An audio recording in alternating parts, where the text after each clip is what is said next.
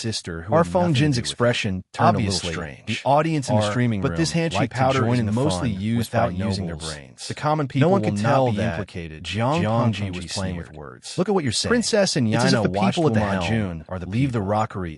Jin was speechless. She stayed where she was and carefully cleaned up her appearance. After a while, he said, "Then Jin will investigate this matter when I get back." Jiang Pengji continued to sit there, lowered her eyes, unmoving like a mountain. She wasn't sure after a few Hanshi powder was a conspiracy. Who had already she was sure that this thing was like a catalyst, Jiang Pengji which stimulated the original hidden danger. The princess, after leaving expected by the royal family, she sat alone in the carriage, was quite face cold as she and Yaina didn't notice information about Hanshi powder that the viewers in the live stream. She pretended to walk far away. It was almost the same as what she saw in the unofficial. When Yaina's aura was completely in the dimension of the viewer. viewers in the live streaming room jumped off the rockery with ease. Was initially used the ventilation there was smooth, but because of some people who were courting death, they changed the prescription that was almost causing the medicine to become poisonous. For Jiang it was spread to the five senses were different and became a popular consumption. Her nose was filled with the current dimension smell.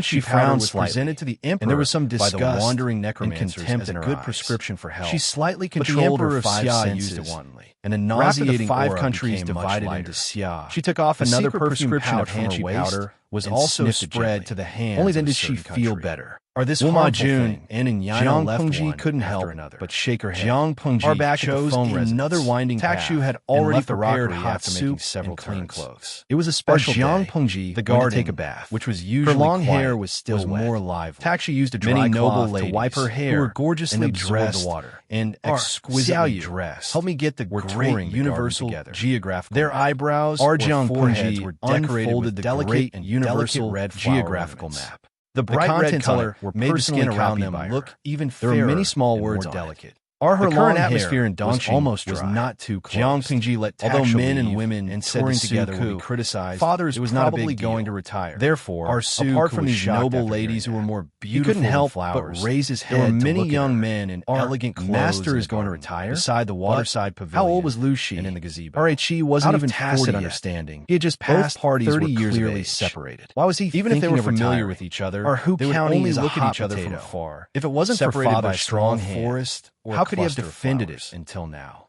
Jiang Pengji's eyes flashed with coldness. The two prefectures near Hu County had a food shortage.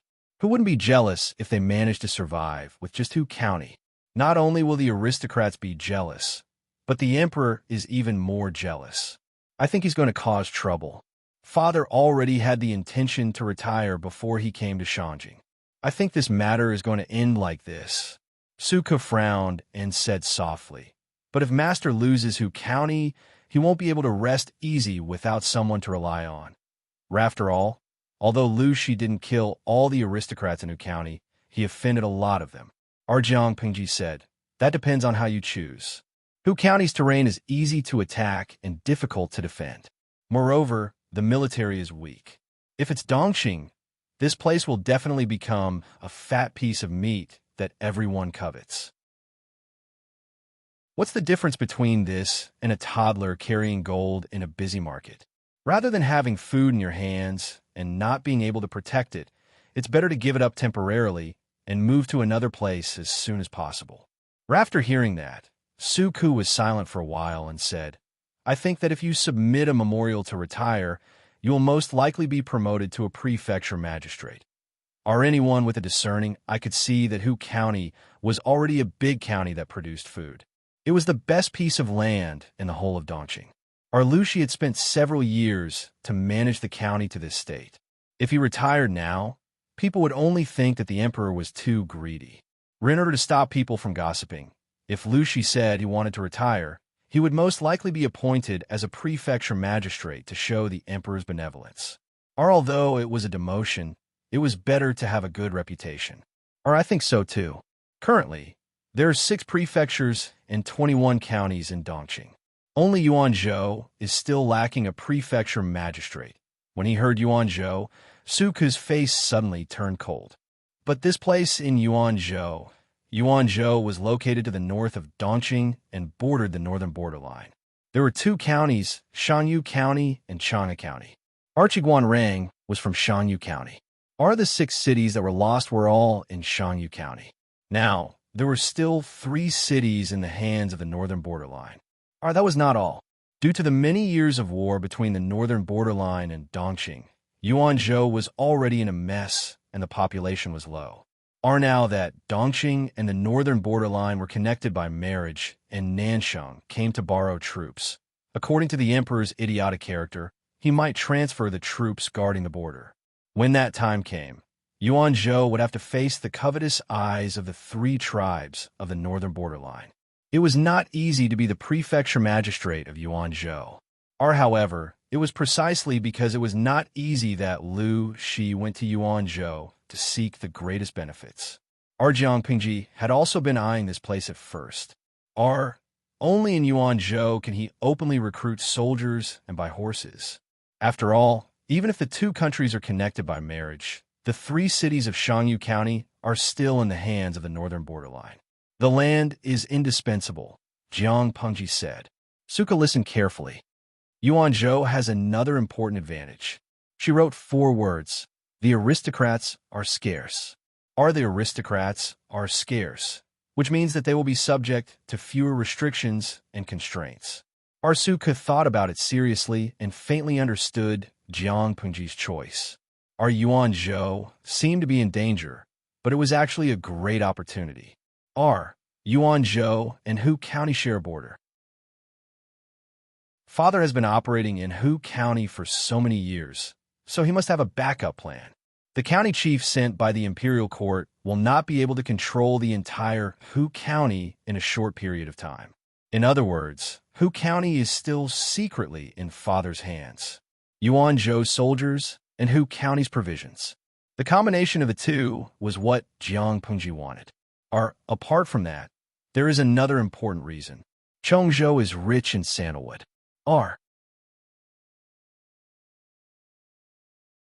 Chapter 299. Suka was stunned for a moment. He did not understand the connection between Chongzhou's abundance of red sandalwood and her preference for Chongzhou. Don't underestimate this baitan. Jiang Pengji smiled and revealed a hint of gentleness. In the beginning, my goal was not Chongzhou. But because of this baitan, I changed my mind. If Father is appointed as the magistrate of Chongzhou, many plans can be started. Jiang Pengji wanted to disrupt the current system of passing on knowledge. The first problem was not facing the censure of the aristocratic families, but the carrier of the books. Our bamboo slips were heavy and the cost was high. Therefore, even if a family of a few people worked for a lifetime, they would not be able to support a scholar. Although bamboo paper was good, it had some shortcomings. The annual output of the paper workshop was limited. Apart from the need to control the output due to its rarity, the other reason was the limited raw materials. The forest in Hujin County was dense, but there were very few bamboo forests. The quality of the bamboo would also affect the quality of the bamboo paper. Taking the means of transportation in ancient times as an example, in order to save as much money as possible, the production materials had to be sourced locally. Therefore, most of the bamboo paper produced by the paper workshop was sold to various aristocratic families. The other portion was used for their own use. The scale of production had never been expanded. Jiang Pengji's ambition was not limited to this. The output of bamboo paper could not satisfy her needs. Naturally, she had to find another way. Jiang Pengji searched through all kinds of wood and found the wood that was the closest to the green sandalwood tree. The audience in the streaming room said that they used rice paper in ancient times, and one of the raw materials for rice paper was the green sandalwood tree. Red sandalwood has a hard and dense texture. It is tough and resistant to wear and tear. It can be made into sturdy and durable farming tools, furniture, and axles. Its stem, bark, and branches are even more useful. Jiang Pengji said in a low voice. She wrote a word on the table with her finger. Paper. Suka understood, and his eyes seemed to light up a few degrees. Really? Jiang Pengji nodded. The paper workshop's technology for making bamboo paper was very mature. Even if they changed the raw materials, they could make new paper after some experimentation. The raw materials were cheap, and with the support of mature technology, this meant that the cost of the new paper would be much lower, at least cheaper than it was now. Suka rubbed his hands together in agitation. Once he thought about how he could buy a lot of bamboo paper at a low price, his heart trembled. But if Chongzhou accidentally falls into the hands of others, then wouldn't my plan be? Jiang Pengji said. Therefore, I still need to inform my father about this matter. Try to think of a way to operate it and take over Chongzhou openly. Based on the current situation, it would not be difficult to take down Chongzhou. What he was afraid of was an accident along the way. I do need to discuss this matter with Master. Suka secretly took a few deep breaths to suppress the excitement in his heart. Coming from a commoner's family, no one knew better than him how hard it was to learn to read and write. If it wasn't for the fact that his teacher was a good person and took pity on Suka's talent, he wouldn't have been able to study at all. If the Lang Jun in front of him could really accomplish such a magnificent feat, he, Su Ku, would be willing to be his slave for the rest of his life. Or also, there's one more thing. Jiang Pengji lowered her eyelids, stood up, and took out a dark green box from a book box. There were a few stacks of paper in it. They were all drawn by Jiang Pengji herself. She unfolded them and placed them in front of Su Ku.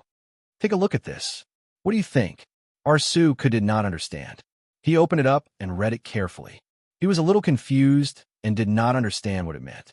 However, the audience in the streaming room understood. Our paper was not enough. Copying books by hand was too exhausting, so printing was a must. Our librarian. Is the streamer going to use printing in secret, movable type printing, or engraving printing? Arlao CG Lieming. Of course it's movable type printing. But engraving printing is better than movable type printing in certain situations. Ardain Kuimo Wang. I'm disappointed. I wanted to see if the streamer could create a printing machine or something. I didn't expect it to be printing. Art Saitong, Daf and Anti. TSK. A tall building starts from the ground. No matter how good the streamer is, she's just one person. The technology in that world is just like that. According to Dain Kuimo Wang, you should be complaining about why the streamer doesn't build a space carrier. Our paper and printing. Jiang Pengji had thought about these two things a long time ago. Arshi had a workshop to make bamboo paper. The technology was ready-made, so she only needed to think about how to save money and choose the right raw materials. Ras for printing? She only knew about printing machines. That thing was an extremely old antique in her world. It was something that only existed in the history books. How would Jiang Pengji know about the mechanical parts and structure? Besides, even if she knew about it, the material technology in that world did not support her making it. Or since there was no way to get a printing machine, she could only settle for the next best thing and choose a more stupid method. Arshi engraved the characters needed for the book in advance, then typeset the characters for printing. Arshi could not tell much about one or two books, but if she printed thousands of books, the efficiency would naturally be incomparable. Arsuku put down the drawing paper in confusion and said, Lang Jun, this. Jiang Pengji took out her private seal and stamped it on the paper. Then she raised her eyebrows at Su Ku. You still don't understand? An idea flashed through Su Ku's mind. He hurriedly picked up the drawing paper. He was so excited that he did not know how to react. It's not that simple. It's too early to be excited. Jiang Pengji shook her head and said, At first, I wanted to use clay as a mold, but firing it would take a lot of time. I still have to figure out the composition of the clay to prevent the characters from changing shape. If I want to fire it, I'll need to build a kiln. Suka thought about it and said, Then I'll look for other materials. Copper, iron, wood. Using copper and iron as raw materials to make a mold would cost a lot of materials. Wood was not bad, but it would also cause problems, such as deformation, moisture, and worms. Jiang Pengji lowered her eyelids and said, Cedar is actually not bad. It's not easy to get worms, the texture is fine, and it won't change shape too much. If we choose a dry place, it should be stored for a long time, but we still have to try it to know the effect. The key was that the wood was cheap, so it would be easier to carve. Suka nodded solemnly.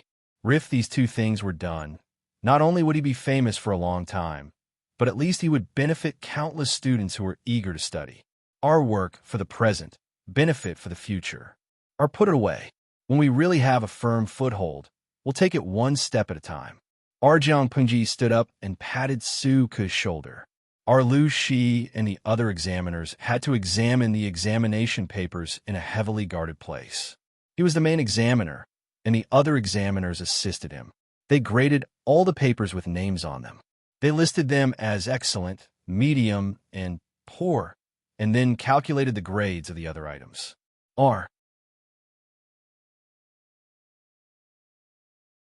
Chapter 300. Wei Si held a weak candle in his right hand and walked silently through the corridor. The moonlight elongated his shadow on the door. Master? Wei Si stopped in his tracks and saw a figure sitting upright in front of him. Master Yuan Jing tilted his head and waved at Wei Si. Zixiao, come to me. Seeing the cloak draped over Master Yuanjing's shoulders, Wei Si went forward and sat beside him.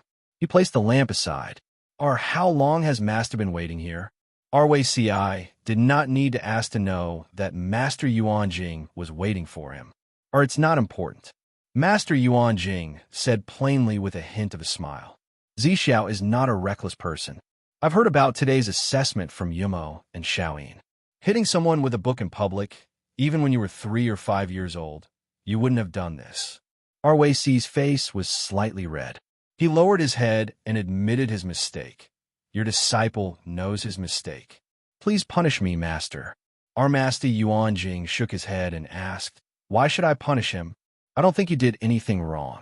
On the contrary, you played very well. It wasn't as if he had beaten someone to death. That scholar's actions were indeed too much. Who wouldn't be infuriated? Our Master Yuanjing nagged. I'm not here to scold you today. I just want to tell you that it's okay to be more casual. Your personality is too serious, and your thoughts are heavy. You like to keep everything to yourself and hide it from everyone. To put it bluntly, other people aren't like roundworms in your stomach. How would they know what you're thinking? Wei Si remained silent with his head lowered. No one knew if he heard it or not. Our Master Yuanjing massaged his numb leg and said casually, there are some things that you should say if you want to say them. Your disciple does not dare to say. Wei Si had a lot of things he wanted to say, but he could not say them no matter how hard he tried. Our Master Yuanjing smiled. Zixiao, there are many taboos for strategists. One of them is not to use your own heart to guess the intentions of others. I know why you don't dare to say it. From what you can see, you already have the answer in your heart, so there's no need to say it. Isn't that so? Wei Si remained silent. Our Master Yuanjing smiled helplessly. I don't deny your ability to read people's minds, but I'm afraid you'll miscalculate one person. Even though Master Yuanjing did not name the person, Wei Si had a tacit understanding with this teacher. He knew who it was. Only by thoroughly understanding it can we have a flawless plan. Master Yuanjing pouted his lips at Wei Si and teased.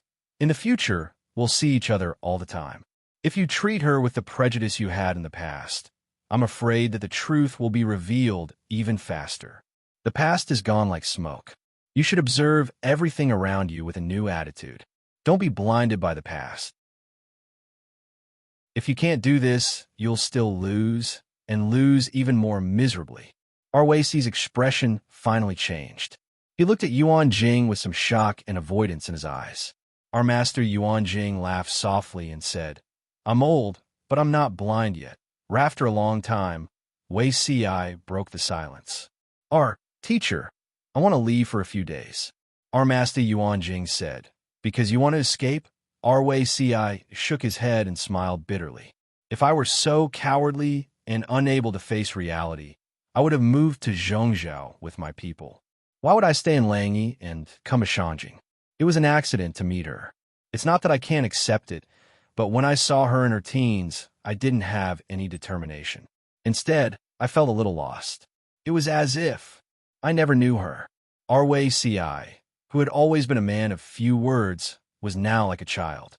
He poured out all the thoughts that he had been suppressing in his heart for a long time in front of Yuanjing. Our Master Yuanjing played the role of a listener. He could vaguely guess Wei Si's experience, but he didn't expect that this child had so much conflict and pain in his heart. If you feel uncomfortable, leave for a while and sort out your thoughts, Master Yuanjing said. Wei Si shook his head and said, I'm fine. You don't have to worry. Now that I look at it, many things are different. People are different too, especially her.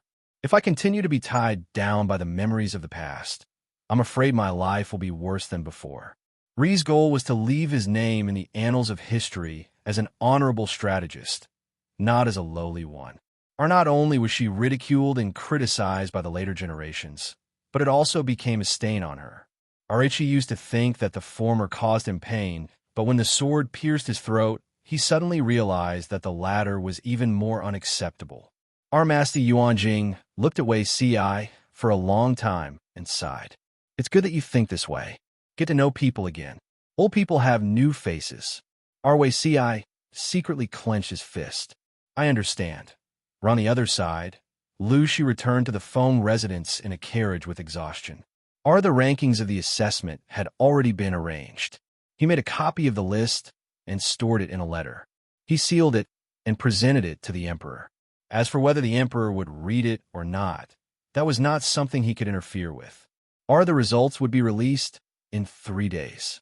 After the release of the results, it would be the Qianlin banquet. As the general evaluation officer, he had to show up.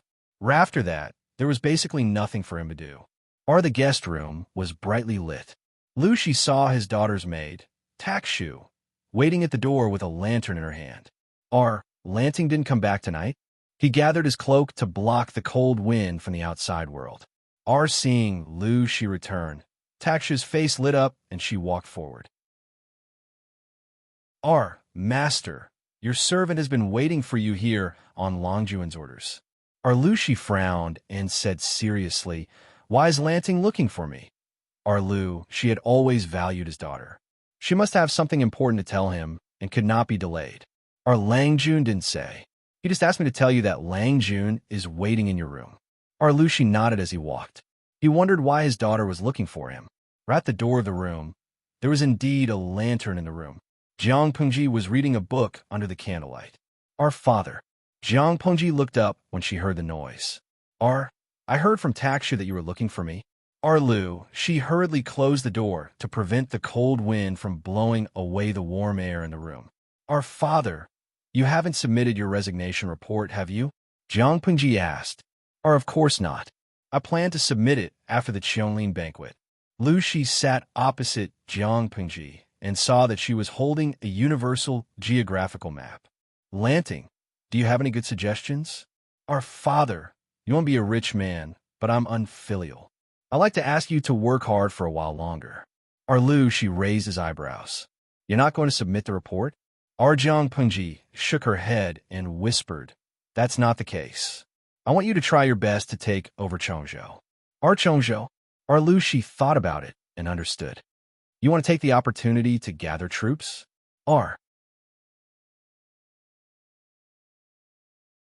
Chapter 301.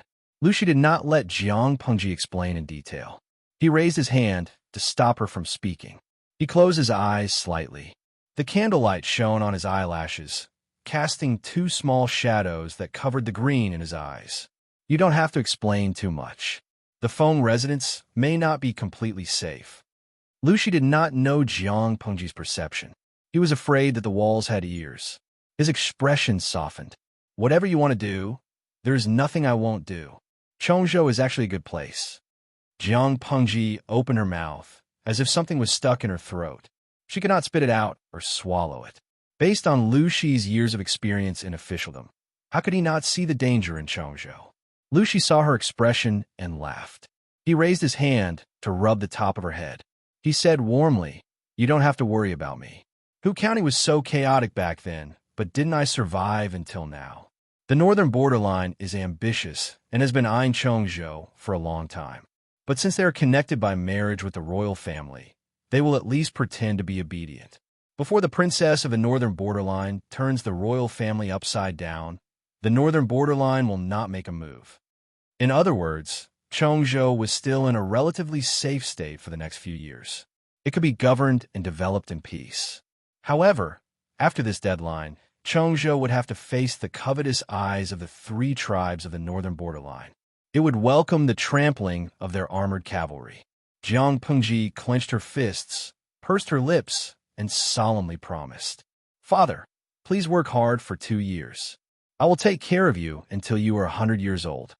Lucy could not help but laugh. His expression became lively. You still don't understand. Although Chongzhou is threatened by the northern borderline, it will be a very safe place for the next 2 years.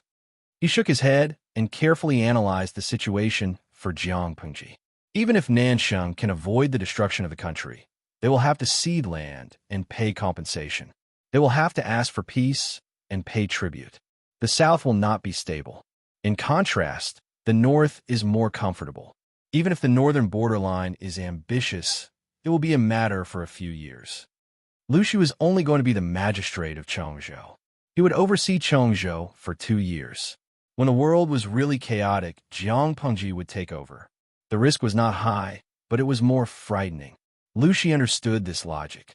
After a while, he took out a neatly folded piece of paper from his sleeve. It was stained with ink. Some words could not be read clearly. "What is this?" Jiang Pengji took it and looked at it. Lu Shi said, "Master Yuanjing's disciple wrote about the girl who was teased and left in anger." Jiang Pengji looked at the assessment from afar and naturally knew who Lu Shi was referring to. "Why did father bring his exam paper out?" As she spoke, she carefully unfolded the piece of paper. Just from the handwriting, one would think that it was a gentle and delicate young lady from a noble family. "If this paper is seen by others, I'm afraid there will be trouble. Master Yuanjing is really a wonderful person. Sure enough, he accepts disciples based on fate." Lu Shi shook his head. Nowadays, a lot of people complained about the difficulty of studying. Some great Confucian scholars advocated and appealed to the common people to be able to read and read. However, those were just words. If such a thing really happened, those people would be the ones who resisted the most fiercely. Even if this was a beautiful article, just based on the meaning revealed in it, Wei Ci was useless. Jiang Pengji's interest was piqued. She read the article carefully. Although some words were covered by ink, she could guess the meaning of the full text. "I didn't know that he had a brain other than his face." Jiang Pengji smiled, folded the paper, and stuffed it into her sleeve. Lu Shi choked on her words. "What did Wei Ci do? Why didn't my daughter get along with him? Having a brain is useless. Who doesn't know how to talk on paper?" Jiang Pengji curled her lips. "So, I need to observe him carefully." Her attention was something that Wei Ci could not avoid. "TSK, I really want to see his horrified expression when he finds out the truth." Lu Shi came back to his senses. Wei Ci was born in the Wei family of Langya. Although he has fallen, he still has his pride. He may not be easily convinced by you. Jiang Pengji raised her eyebrows when she heard Lu Shi's words. "I heard from Huayu that the Wei family has moved back to Zhongzhou, but Wei Ci is still in Dongqing. Because Feng Jin told her about the Wei family, she thought that Wei Ci was from a poor family or an ordinary farmer's family. Now that she looked at him, it seemed that he had a background." Lu Shi said uncertainly, "Maybe he's temporarily tied up for the assessment." "If it's for the assessment, he wouldn't have written such a deviant paper. He obviously doesn't want to be selected." Jiang Pengji smiled and said, "I'm not sure about other people, but I'm confident that I can take down Wei Ci." They were coming for her, so where else could she run to? The father and son talked for 15 minutes.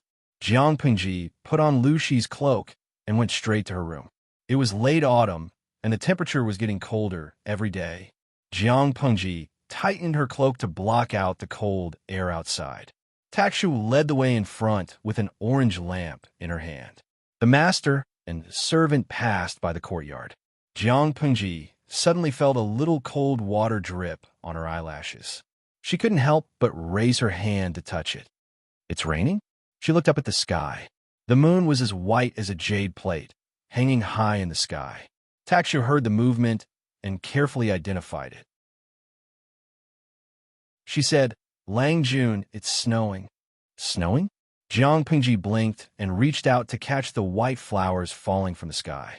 The snowflakes were very small, like fine silver beads. They melted in a liquid when they fell on her palm, leaving only a little coldness. "It's quite small." Jiang Pengji blinked her eyes and muttered in a low voice. It was the first time in her life that she had seen such gentle and harmless snow. In her memory, snow was supposed to fall in sheets or as hard as white pearls, crashing down from the sky. Taksha laughed, and her eyes curved into the shape of a crescent moon. "I guess this is the first snow of the year. It's still early. Even if it snows, it will be very small. In another 1 or 2 months, it will really snow. The sky and the earth will be the same color. It will be very beautiful." Jiang Pengji had Lu Shi's memory. Naturally, she knew when it usually snowed. The snow this year was indeed a little early. The snow was not heavy. Jiang Pengji went back to her room and drank a bowl of cold ginger soup. She took off her clothes and went to sleep. When she woke up the next day, as soon as she opened the door, she was hit by a cold air that was like an icy knife. The courtyard was covered with a layer of white. It was fine yesterday. Why is the snow getting heavier and heavier overnight? Jiang Pengji looked at the sky. Fine snow was falling. Feng Jin was obviously used to it. He ordered the servants to prepare a tea stove and sat opposite Jiang Pengji in the corridor of the courtyard to brew tea. He frowned and looked at the courtyard. It had only been one night, but the snow was already as thick as a knuckle. The weather was indeed unusual. However, since the founding of Dongqing, there had been natural and man-made disasters. It was either a drought or a flood. They were afraid that the nobles would get drunk and enjoy the snow in the garden. They would hold banquets, poetry meetings, and gatherings without a care for the lives of the people outside. Chapter 302. The snow will continue for another day or two. Feng Jin shook his head. It's always like this in Shangjing. It snows earlier and earlier every year. Jiang Pengji looked at the snow-covered roofs in the distance. She frowned as if she was worried about something. On the day of the Qianlin banquet, the snow did not stop. The entire Shangjing city was covered in a layer of white. However, the cold outside could not stop the liveliness of the Qianlin banquet. They toasted each other, sang, and danced. The graceful dancers wore watercolor gauze and danced gracefully in the snow. They were like fairies from the ninth heaven who could ascend to immortality at any time. Jiang Pengji saw their bare feet. Their feet were red and blue from the ice. She suddenly lost the mood. She felt uncomfortable watching it, but the other scholars were watching with great interest. This Master Yuan Jing is so powerful. His students have taken 2 of the top 3 places. I heard that if Master Yuan Jing's disciple Lu Zheng was not born in a poor family, he would be in the top 3. If that's the case, it's scary. I heard that Master Yuan Jing has another disciple. Where is he? Are you talking about Wei Zixiao? I heard that someone spoke rudely to him during the assessment. His temper flared up and he left after hitting the person. That's a pity. What's there to pity? He hit someone. He's so rude. He doesn't look like a scholar. He's just a boorish man. Jiang Pengji sat in her seat. She was surrounded by scholars of similar status. All of them were gossiping. Some relied on their family's wealth to buy a position, while others relied on their parents to join in the fun. Jiang Pengji belonged to the latter group. She drank some sake in silence and left the Qianlin banquet with the excuse that she could not hold her liquor.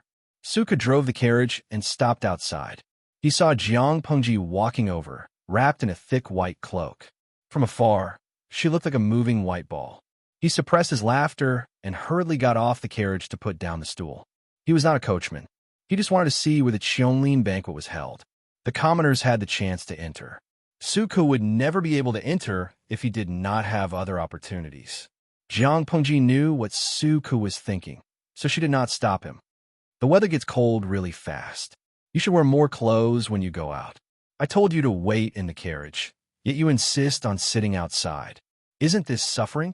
Here, this is for you to warm your hands, lest you say that I mistreat you behind my back. Suku took the delicate hand warmer. It was small and exquisite and was wrapped in a thick layer of cloth. It did not burn his hand and felt like it was meant for a little girl. Lang Jun, you have wronged me. When did I complain about you behind your back? Even if there is, it would be a direct complaint. Suka did not want to provoke Jiang Pengji's eyes. No matter what he had in mind, he couldn't hide it. Rather than hiding it and being laughed at, he might as well come out openly. What a glib tongue, Jiang Pengji said with a smile. Just as she was about to step onto the carriage, she caught a glimpse of Wei Ci, who was dressed in a green Confucian robe, standing in the wind and snow with an umbrella in his hand. She stopped in her tracks and turned to Su Ke. Take the hand warmer and hide in the carriage. I have something to do. After Su Ke heard this, he was surprised. He could not help but shift his gaze towards Wei Ci. As someone who was obsessed with invisible voices, it was hard for him not to remember anyone with a special voice. Not to mention, other than his moving voice, Wei Ci could also be considered a person with a clear demeanor and handsome bones. Jiang Pengji walked forward and teased, Zixiao, are you waiting for me here? Wei Ci did not overreact like before. Instead, he said calmly, I'm just waiting here like your accountant. As for who I'm waiting for, it depends on who I'm waiting for. If you think I'm waiting for you, it's okay to think so. Was he mocking her for being narcissistic? Jiang Pengji's expression darkened. She looked at Wei Ci with an inquisitive gaze. Wei Ci did not avoid her gaze. He looked down and slightly lowered his head to look in her eyes. His eyes were open, not empty like before. As he spoke, he tilted the umbrella in his hand slightly and covered the top of Jiang Pengji's head. The wind and snow are strong. You should go back quickly. Did you write the article yourself? Jiang Pengji asked Wei Ci with a serious face. She was not being polite. Wei Ci smiled calmly and asked her in reply, Do you think your father leaked the article so that I can find someone to write it for me? Jiang Pengji was silent. It was not because she suspected that Wei Ci would find someone to write for him, but she felt that Wei Ci's thinking was too different from the literati of the time. If everyone in the world went to study, who would do the farming? If there were more people studying, there would be more people sharing the cake. How would the aristocrats, who monopolize the inheritance of knowledge, be willing to do that? Wei Ci was also born in an aristocratic family. Even if the Wei family of Langya had withered, their ancestors were once prominent. The aristocrats had a sense of pride in their bones. They boasted that their bloodline was superior to others, and that they were born to be superior to others. Either Wei Ci really had such a broad vision, or he was just a naive youth who didn't know much about the world. No matter how Jiang Pengji looked at him, Wei Ci did not seem to be the latter. You have a glib tongue, she said with a fake smile. It seems that you already know how to maintain your composure in front of me. Wei Ci's voice sounded a little relieved. Once bitten, twice shy. Although I dare not be on par with Yumo and the others, I am not a fool without talent. Naturally, I will not fall in the same place twice. If you still want to test me, I am afraid you'll be disappointed. Jiang Pengji turned her head to look at him and said with a drawn-out "Oh, you should be glad that there are many people and carriages here." Wei Ci raised his eyebrows. What do you mean? Zixiao is talented, and his clothes match the vast snowy scenery. If there is no one around, Jiang Pengji did not finish her sentence. Instead, she raised her eyebrows at him and gave him a very ambiguous and flirtatious hint. Wei Ci suddenly tightened his grip on the umbrella handle and straightened his expression. Go eat the snow.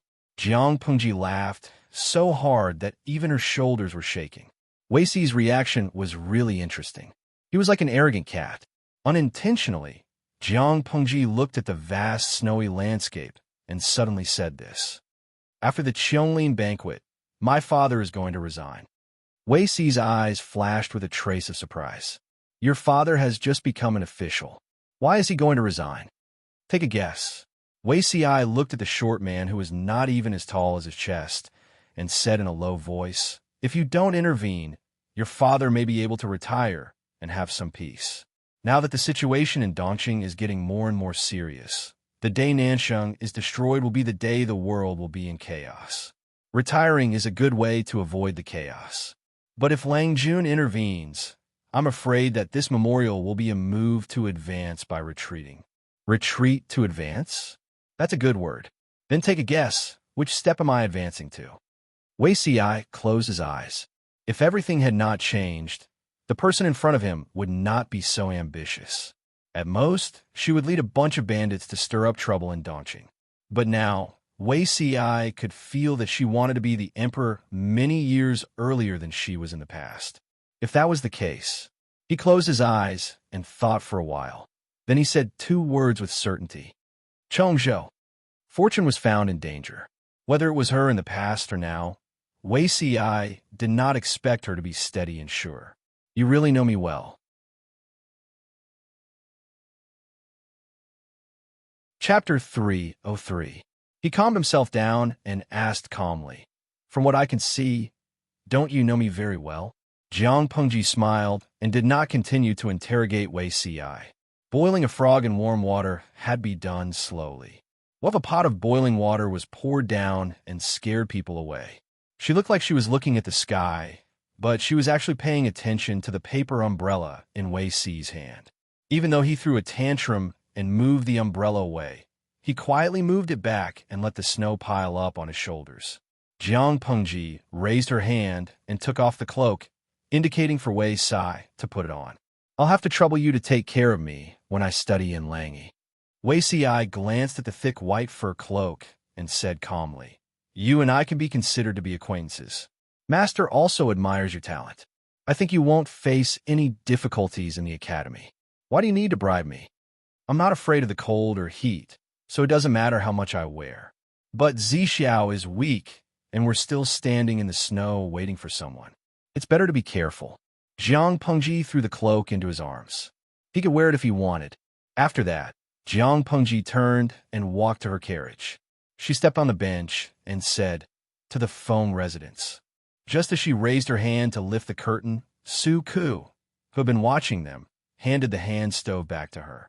The driver of the carriage, who was wearing a bamboo hat, pulled the reins and drove away. He happened to pass by Wei Si. You gave the cloak to Wei Langjun. Taksha will talk about you when you go back.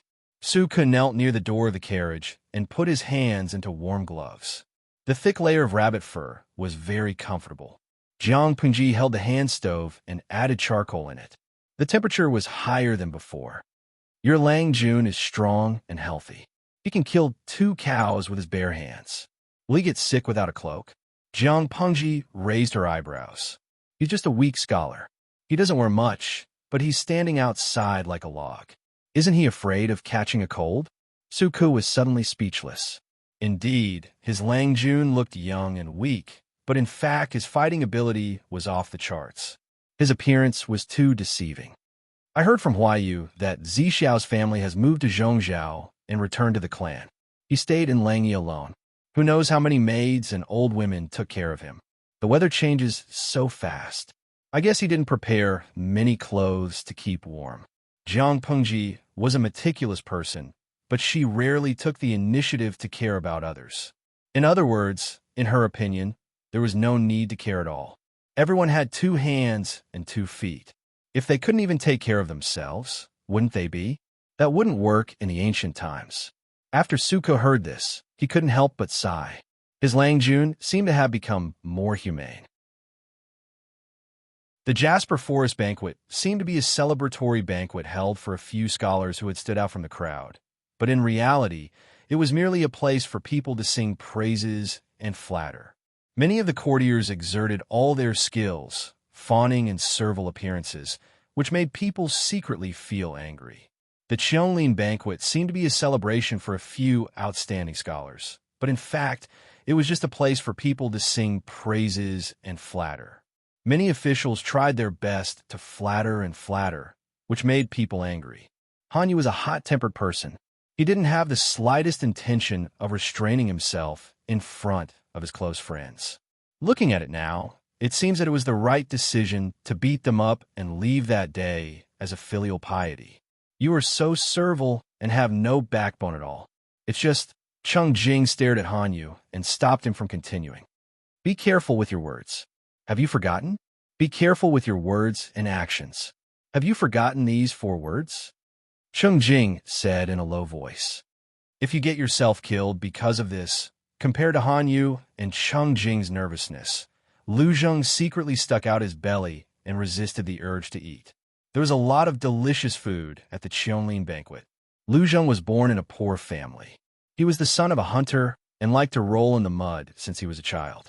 If Master Yuan Jing hadn't said that he was destined to meet him and brought him back to the academy to teach him, he wouldn't be qualified to stand at the Qianlin banquet. It was a rare opportunity. It would be a waste if he didn't eat. He was not Hanyu or Cheng Jing. He didn't eat much, but he was angry. The walls have ears. You should pay attention. Wenbin, this is not a good place to complain. Lu Zheng paced slowly with his belly full. He looked very relaxed, but he was so full that he couldn't walk. Hanyu took a deep breath and tried his best to suppress his anger. From afar, the few of them saw Wei Si hugging a white velvet cloak in his arms. He stood rooted to the ground in a daze, not knowing what he was thinking. Lu Zheng was thick-skinned enough. He stepped forward with a smile and pretended to reach out to take the cloak from Wei Si's arms. He even said, "Zi Xiao is indeed the most considerate. He knows that I'm not wearing much today, so he specially brought the cloak here. I thank him in advance." Before his hand touched the cloak, Wei Si took a step back and said bluntly, "It's not for you." Lu Zheng wasn't angry. Instead, he sneakily looked at the tie on the collar of the cloak. The end of the tie was decorated with two delicate fur balls, which didn't match Wei Si's style. Not only that, but the size of the cloak was also inappropriate. "Then who is it for?" Lu Zheng asked. Wei Si ignored him. He glanced to Han Yu and Cheng Jing's expression and sighed. "You don't look happy. Were you bullied at the banquet?" Han Yu didn't pay attention to the cloak. His attention was drawn back to the Qianlin banquet. The anger that he had suppressed just now came out again. The so-called important officials in the court are all servile and flattering. They don't have any dignity. The court will be finished sooner or later if this continues. Wei Si glanced around and felt relieved when he didn't see anyone. They're just servile to the bone. Why are you angry with them? Wei Si smiled carelessly. I heard that before the Qianlin banquet, the head of the secretariat, Feng Run, resigned and returned to his hometown. Not only did the government not ask him to stay, but they promoted a confidant. Isn't that clear enough for you to see? You want a docile and obedient domestic cat, not a wild cat that is hard to tame and arrogant. Han Yu almost exploded. Who are you calling a wild cat? Wei Si continued. It's just the Qianlin banquet. You can't control your temper.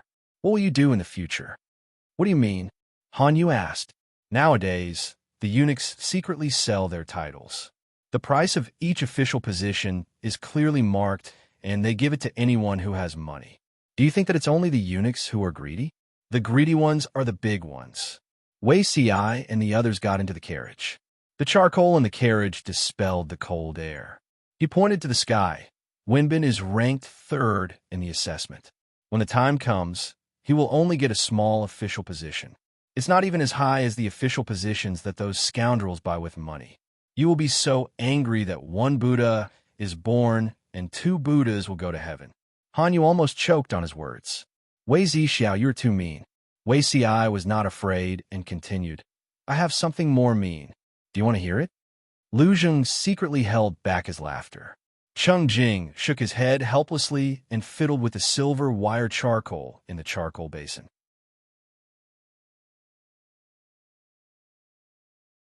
Chapter 304. Han Yu is a stubborn person. He would jump up and down when Wei Si provoked him a little.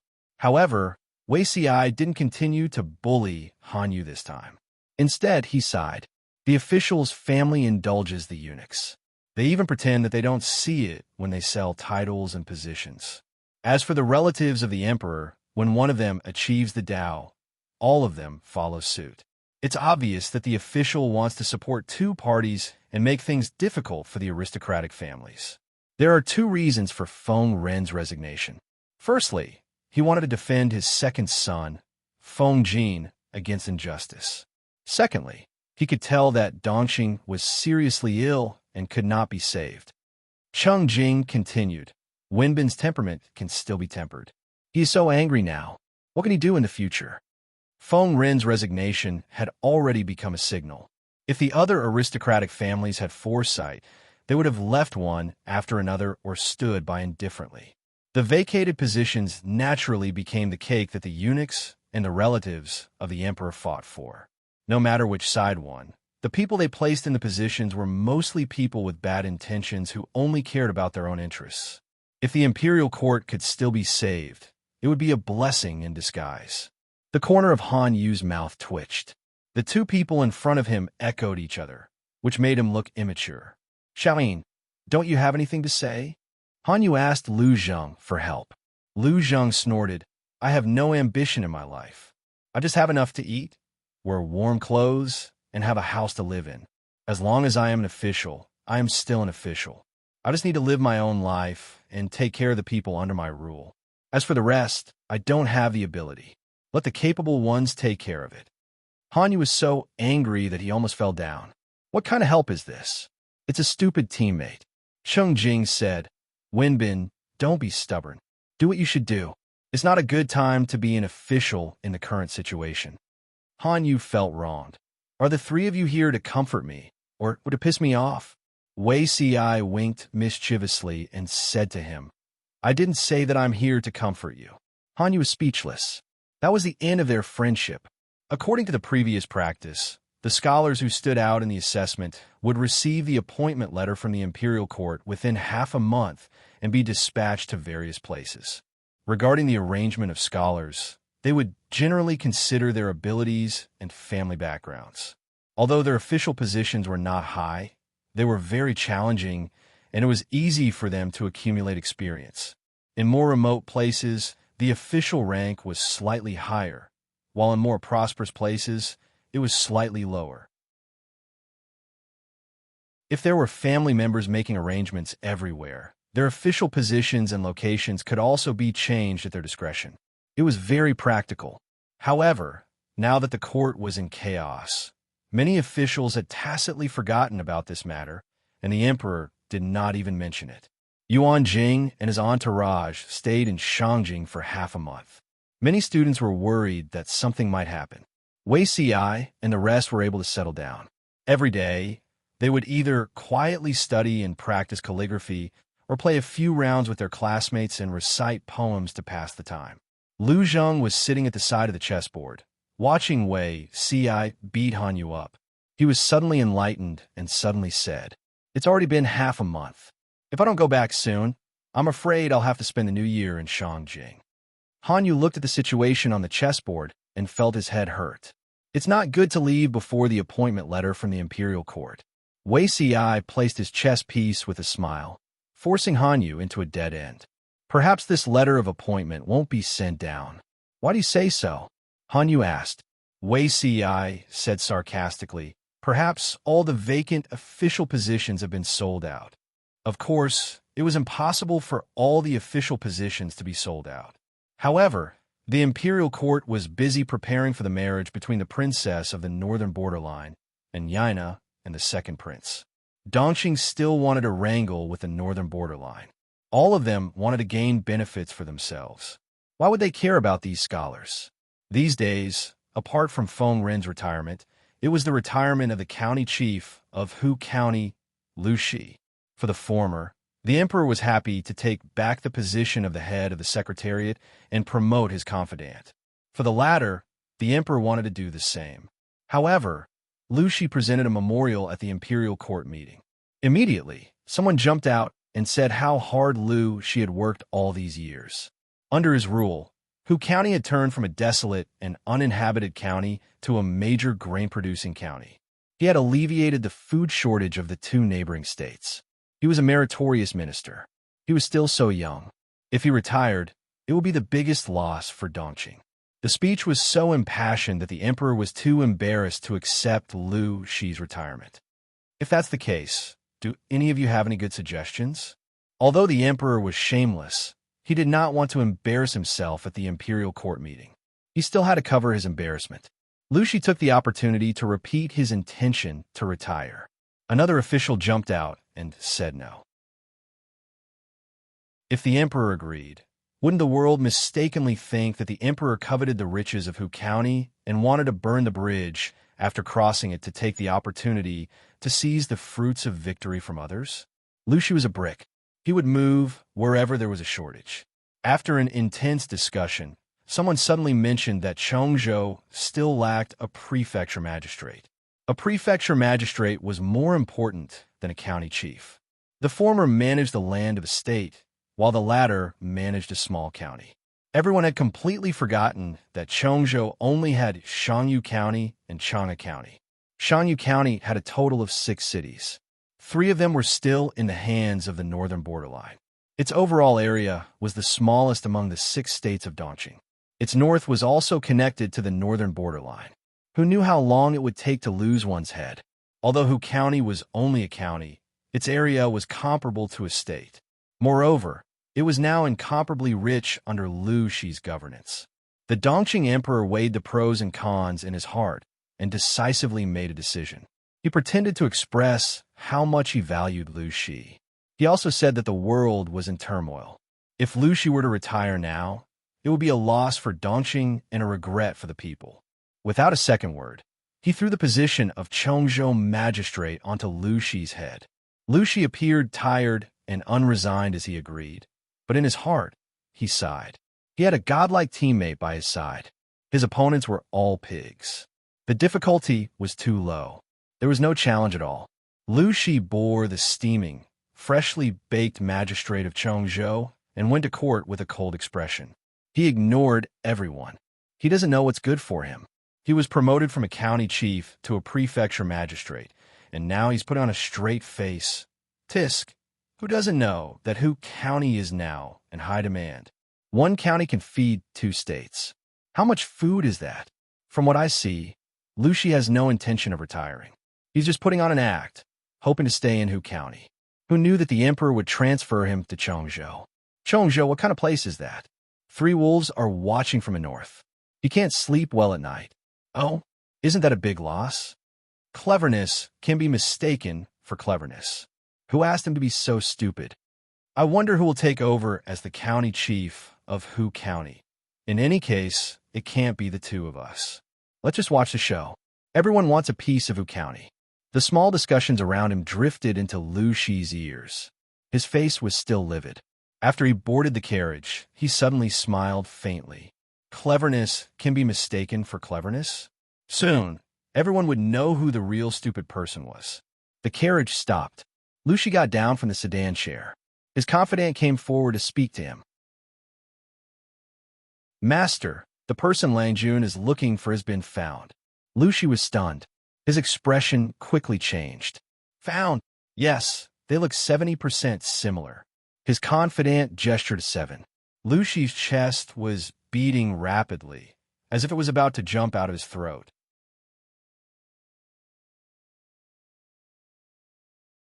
Chapter 305. Lu Shi's eyes darkened, and he ordered, "Bring her to Lanting. She will handle it." Hearing that Lu Shi was going to hand the girl over to Lu Shi, the confidant's face suddenly became bitter. He stuttered and hesitated. Lu Shi saw the situation and said, "Just say what you want to say. You don't have to hide half of it." "I didn't mean to hide it. It's just that I heard from the master that you want to hand the girl over to Lang Jun. I don't think it's appropriate." The confidant hesitantly moved closer to Lu Shi and finally said what was on his mind. "That girl's identity is not clean. If Lang Jun's temperament changes, I won't be able to absolve myself of the blame." Lu Shi immediately understood the meaning of the confidant's words. His expression suddenly became very interesting. He hesitated for a while and said, "Follow me." The confidant followed Lu Shi's footsteps and carefully kept a step away from him. He lowered his head and hands, not daring to look around. "Tell me in detail, what's wrong with the girl's identity?" Although Lu Shi had guessed it, he still had to confirm it. The confidant knelt down.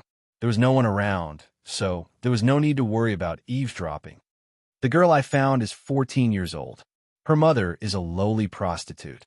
Her father is unknown." The confidant was very helpless. They had secretly searched for the girl based on the portrait Lu Shi had given them. The girl was the most similar in appearance and temperament. Although the other candidates were clean, they were not as similar. After thinking about it, the confidant recommended the girl. Lowly prostitute? Lu Shi furrowed his brows. He was very unhappy with the identity. Has she received guests before? He wasn't sure what his daughter wanted to do, but he knew that the girl he found was probably a honey trap. The confidant's expression twisted, and he said carefully, "Master, you also know that prostitutes usually live in shameful slums. Most of the customers who come and go are peddlers and hooligans. Women who grow up in such places are unlucky. At the age of 5 or 6, they are, not to mention, that person is already 14. Lu Shi's face darkened when he heard the confidant. "Bring the girl to Lanting and let her make a decision. Continue to investigate secretly and see if there are more similar and suitable candidates." The confidant took the order and bowed and left. Lu Shi sat where he was, immersed in the shadows of the room. After a long time, he seemed to have understood something. He held his forehead with one hand, and his expression seemed to be smiling yet not smiling, crying yet not crying. It faintly carried a trace of pleasure of being about to take revenge, which washed away his usual gentleness, and his whole body was surrounded by a cold and poisonous aura. So what if she's the daughter of a prostitute? He seemed to be listless as he murmured in a low voice. His voice was suppressing the viciousness that made one shudder. It made one's hair stand on end. In the future, if I wear that face and use that body to turn Dongqing upside down, then that's what I call delightful. Akeo was born in the slums of the poor. On the day of her birth, it was snowing heavily. Many of the adults froze to death, but she survived. Her mother was a prostitute, and now she was also a prostitute and a prostitute under her mother. What was a prostitute? The lowest of prostitutes could be casually used for 3 to 5 copper coins. Even though she was scared to death, in order to survive, she had no choice but to feign civility and serve them well. Otherwise, not only would the customers not let her go, but the brothel keeper above her, her mother, would also not let her go. She was always dressed in ragged linen clothes that had been washed and patched. Every day, she had to clean the house, wash the clothes, wash the dishes, and cook. She had to serve the madam and the other prostitutes until they were comfortable. Then, she would lie on the tattered mat and wait for one customer after another. When she was a child, she was carelessly taken advantage of by a few ruffians and lost her virginity. Her mother beat her like crazy and then forced her to accept customers and inherit her mother's business. She lived in a muddle. Over the years, she did not know how many children were beaten. She had only lived for 14 years, but she felt that she had lived more than half of her life. Even though she was born beautiful, she now had a lot of white hair. Her face was haggard, and her eyes were sunken. She thought that this was the end of her life, but she did not expect to be taken away from the slums by a man dressed in a very powerful outfit 2 days ago.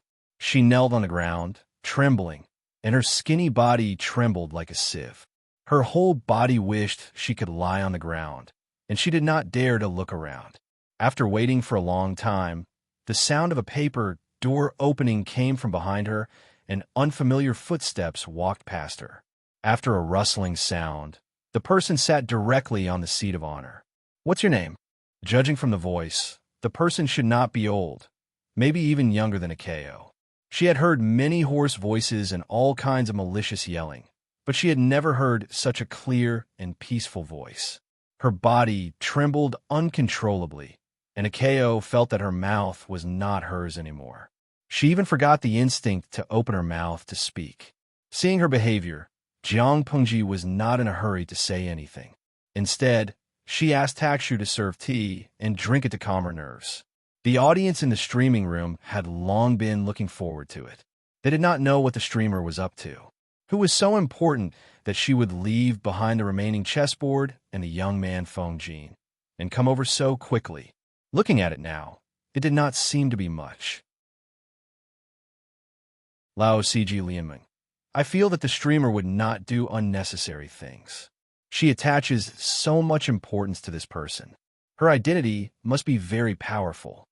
To CG Jiwu, #LaughT. Maybe she is the streamer's younger sister who is stranded outside.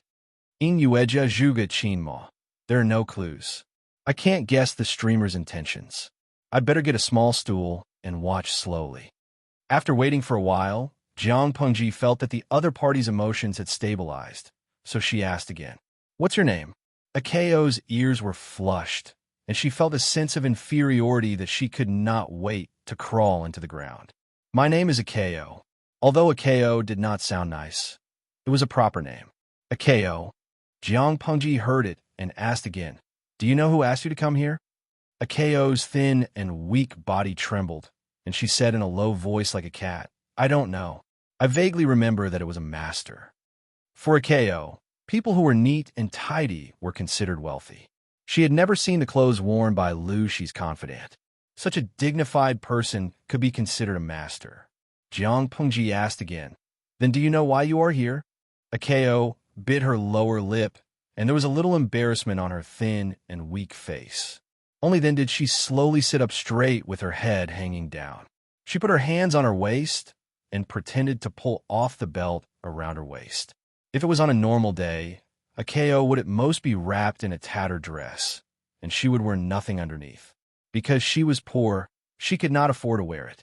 Besides, it was useless for a prostitute to wear clothes.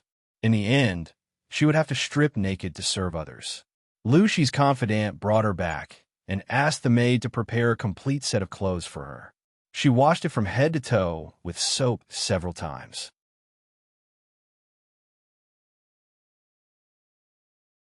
Chapter 306. Therefore, she untied the belt around her waist and only unbuttoned the outer layer of clothes. She was still wrapped in 2 or 3 layers of clothes. Jiang Pengji saw that and stood in front of Akeo. Akeo clenched her fists nervously and embarrassedly. She thought that a strange body would press down on her, but she saw a pair of clean, white hands in her sight. They were really clean. Even the round fingernails had a transparent luster. The clothes that were taken off were neatly put back on by those hands. The belt was tied in a beautiful knot at the waist. I didn't ask you to come here to do this. Naturally, the excited veterans in the streaming room who were waiting for the girl to take off her clothes and offer herself for sex could stop for a while. Akeo no longer lowered her head. She thought that she was hiding something and quietly raised her head. She wanted to see Jiang Pengji's face. She was stunned when she saw her face. She was younger than she had imagined. Such a young noble family's young master would also seek pleasure in the slums? She was confused. Then what should I do? Akeo asked in a daze. Enjoy life. Jiang Pengji looked at Akeo's face carefully. According to Lu Shi's confidant, this girl was 70% similar to that girl. If she was taken good care of, she would probably look even more similar when she grew up in the future. It was as if she had been reborn.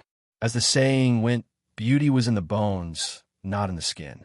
Even if the girl was very thin and her face was tired, she was still beautiful. Enjoy life. Yes, live like a concubine. A concubine? Akeo widened her eyes in shock. That was the emperor's daughter, the high and mighty princess, right? A very beautiful face.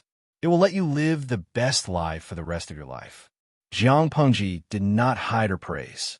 Even if Akeo had gray hair, a thin body, and a haggard face, she still had a kind of beauty. Akeo also came to her senses at this moment. Her expression changed, and she was a little thoughtful. There was no such thing as a free lunch in the world. How could such a good thing happen to her? If she had such a good life, how could she have been bullied by a few hooligans when she was 7 or 8 years old? She had to crawl home half dead. She had been so wronged, and she was even beaten by her mother with a matchstick. Her mother scolded her for being indecent and saying that she was born to be a slut. He had suffered so much in the past. So why did good things befall him now? I will let you live more comfortably than Empress concubine. Jiang Pengji sat in front of Akeo. She did not deliberately explain anything. She just waited for her reaction. Then, what should this lowly servant do to live better than Empress concubine? Akeo secretly tightened her sleeves. She could not help but feel nervous and afraid when facing Jiang Pengji. Jiang Pengji smiled. The girl in front of her was of low birth, but she was very smart. She could be molded. Be loyal to me. Even if you have to cross a mountain of daggers or a sea of flames, you have to step over it for me. If you work for me, I'll let you live a better life. Equivalent exchange. There is nothing in this world that could be enjoyed without sewing. I know what your life was like in the past. It's not an exaggeration to say that it was hell on earth. Are you really willing to be treated as a commodity for the rest of your life and be bullied for a few copper coins? Akeo's heart skipped a beat. Countless disgusting faces flashed in front of her eyes, from the hooligans of 12 or 13 to the shameless old men of 50 or 60. She could not help but ask herself, this person said that she had value. Should she not seize it and continue to live a life that everyone despised? She no longer wanted to live the life of receiving and sending people off. If she continued, sooner or later, she would die under a man's body. She was only 14 years old this year, but she had already seen the outcome of aging. Her mother valued those fresh and young prostitutes more. There was a fixed number of customers every day. She was the only one who had to take off her clothes to serve when someone paid. Why? People in this line of work eat to show their age. You're already 14 years old. After working for so many years, even the most delicate flowers will be destroyed. Akeo could not help but think of the 11-year-old girl that her mother had newly bought. Her voice echoed in her ears, and she could not help but shiver. Clenching her teeth, Akeo could not help but grab Jiang Pengji's sleeves with both hands. She begged and sobbed, "I'm not resigned to this. Don't send me back. Then work for me." Jiang Pengji's voice did not fluctuate at all, as if she was just informing her of one thing. Okay. The audience in the streaming room expressed that their worldview was once again shattered by the streamer. Was she streaming how to abduct and sell people? Huachuan Kai, I'm stunned. Even human traffickers are not as domineering as the streamer. Lao Sijilianmeng, I seem to understand a little. The streamer wants to play a honey trap? Nugatang, honey trap? People come willingly for the honey trap. The streamer is coaxing and coercing, isn't she? Yinuajia Zhuga Qinma. I can tell that you didn't watch the streaming carefully. The streamer's words just now obviously revealed message. This little girl may have lived an inhumane life in the past. Didn't you see the bruises on her neck? The streamer wants to use her to play a honey trap and sell her body. The little girl can also take the opportunity to escape from hell and live a good life. It's an equivalent exchange. Even so, some audience in the streaming room still could not accept it. Jiang Pengji, the streamer, was challenging their worldview. However, it seemed that some audience in the streaming room had a more twisted worldview than Jiang Pengji. Lao Cg Liaming, streamer, you can't be so straightforward. Who knows if a person who can be moved by benefits will be attracted by better benefits? You should move her with emotions and reason. Little girls are more emotional and easy to deceive. I believe you can do it.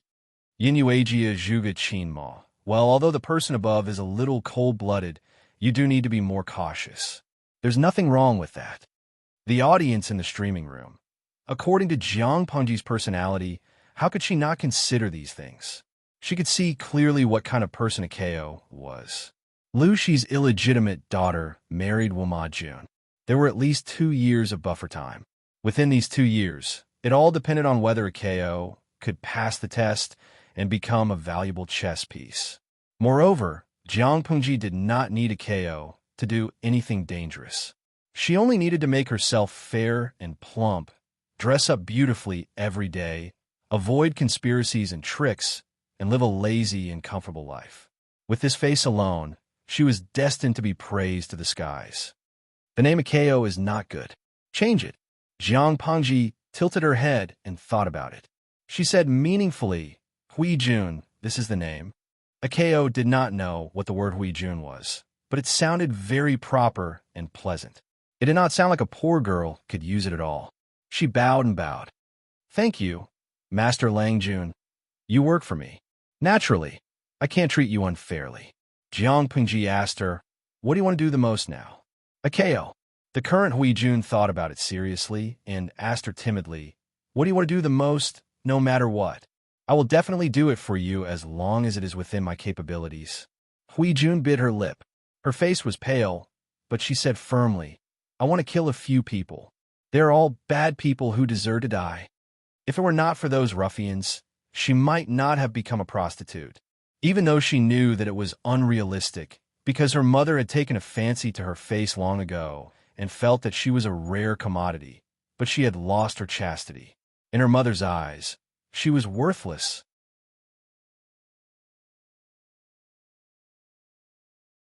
Chapter 307. Jiang Pengji placed her fingers together in a comfortable and happy posture. Remember to hide Huijuan's identity so that no one finds out. Lu Shi's confidant was stunned when he heard the name Huijun. He couldn't remember who she was for a moment. Jiang Pengji saw his confusion and explained, Huijun is the girl just now. Find someone to change her identity.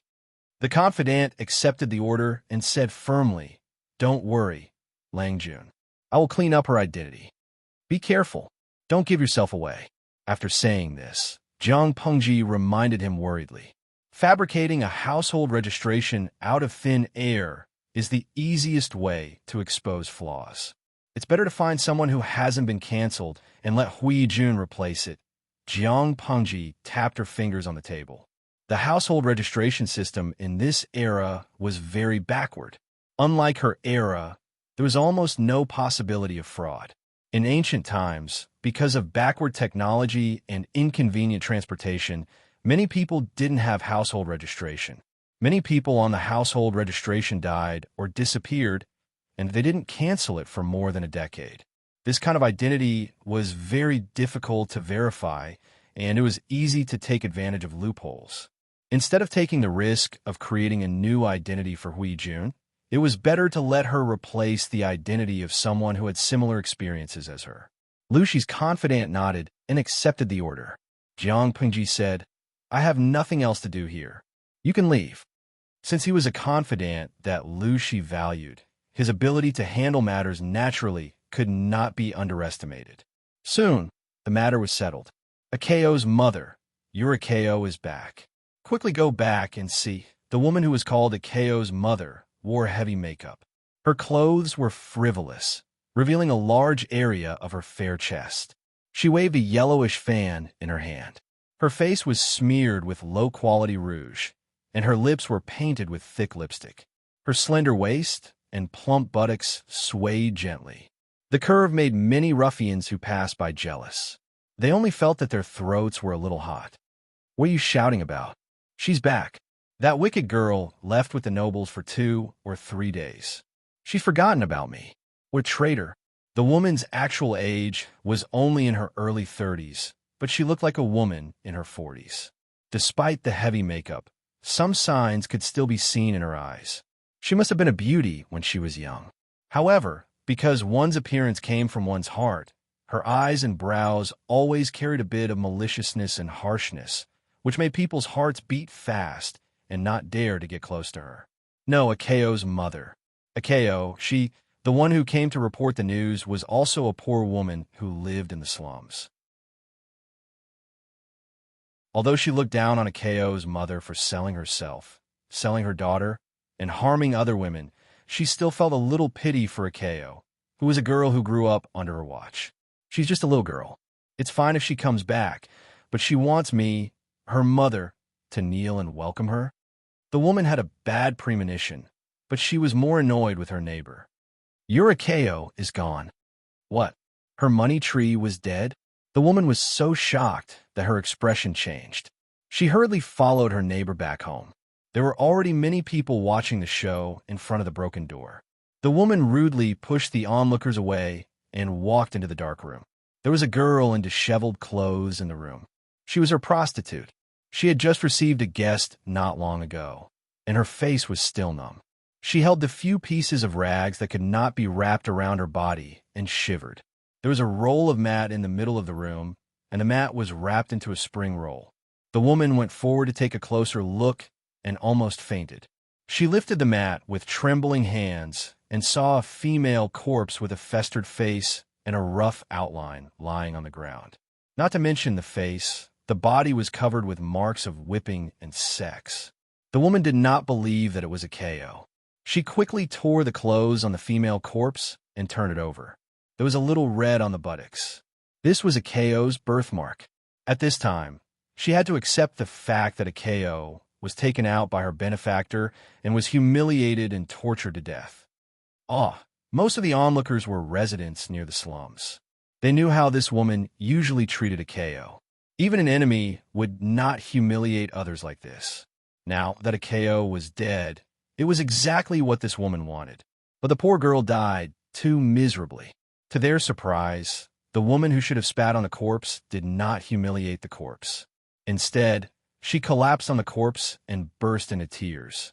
The blue veins on her forehead bulged, and her tears and snot smeared the heavy makeup on her face, which made the onlookers feel very strange. Akayo's mother has already. Alas, I'm sorry for your loss. Tidy up this child so that she can die with dignity. The woman who informed the woman could not bear it, and came up to persuade her gently. Yes, buy a better coffin for Akayo. Those beasts sent her back and gave us 10 taels of silver. According to the price of 1 or 2 copper coins for a prostitute, she did not know how many times she had to sell the coffin for 10 taels of silver. In the eyes of the onlookers, The price of this compensation was worth it. The woman cried so hard that she almost could not breathe. She only survived after her neighbor pinched her philtrum. Duckweed. Body. Like duckweed. The woman only felt that the scenery before her eyes was spinning as if the world had turned upside down. She mumbled in a low voice, "Slut. Hui. Yun. You. Made me so miserable." After that, her head tilted, and she actually breathed her last. With such a big thing happening in the slums, there were naturally many onlookers watching the show. No one knew that 4 dirty local ruffians had quietly disappeared. There were 4 more corpses in the mass grave outside the city. Each of them was stabbed with a dagger and died of blood loss. It's almost time. It's time to go, Huinyangzi. A KO, who should have died, stood near the mass grave and looked at the 4 corpses that could not be identified with their original appearance. Her gaze was complicated. Her blood-stained hands were still trembling, and her 2 calves were trembling nonstop, but there was an unprecedented carefree feeling in her heart. "Well, I'm coming." She put on the wide hood of the cloak, covering most of her face, only revealing her slender chin. She clenched both sides of the cloak tightly, with both hands to block the cold wind outside. She stepped on the sedan chair and entered the inconspicuous carriage. The carriage quietly left the mass grave.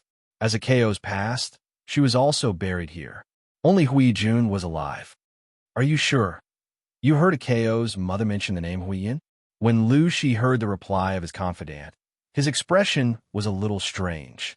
The confidant was originally worried that there would be changes, so he pretended to be a poor person and mixed in with the onlookers, but he did not expect to have an unexpected gain. "Yes, I'm sure. Hui Jun. Huiyin." Lu Shi silently said it twice. The pronunciation was the same, but the words were different. The former was the new name that Lanting gave to Akao. It was impossible for Akao's mother to know. In that case, the name that she muttered before she died could only be that woman.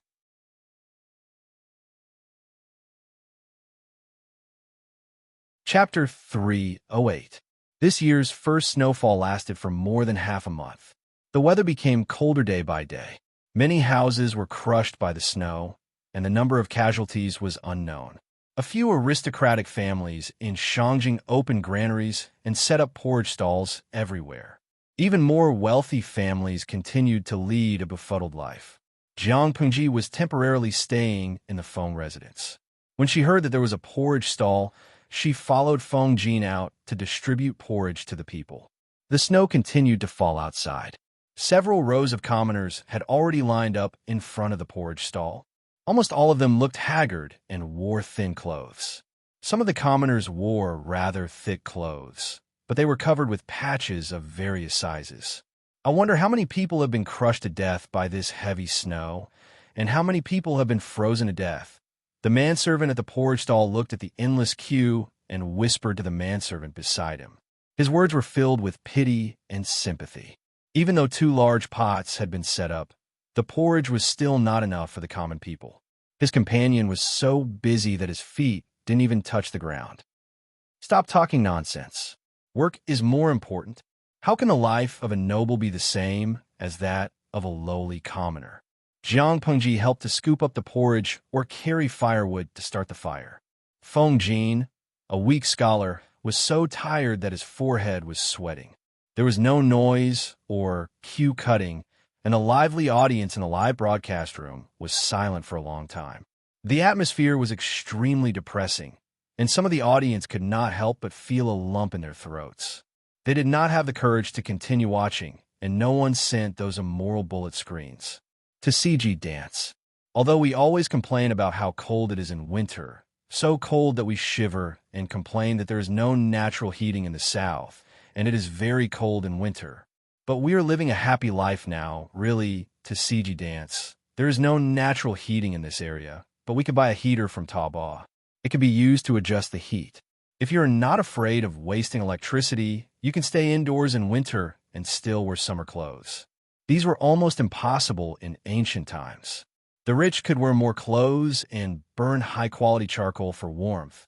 But what about the common people? That's right, we're the commoners. Too many people could not afford to buy clothes to keep out the cold, could not afford to live in a house to block the wind, and could not afford to light a charcoal fire to heat the house. And this was in Shangjing, which was under the feet of the emperor. If this was the case here, what would happen to the surrounding areas of Shangjing? How many houses had collapsed? How many people had been crushed to death? And how many innocent lives had been frozen to death? Without any external conditions, he could only rely on his body to withstand the cold. If he could not withstand it, he would freeze to death.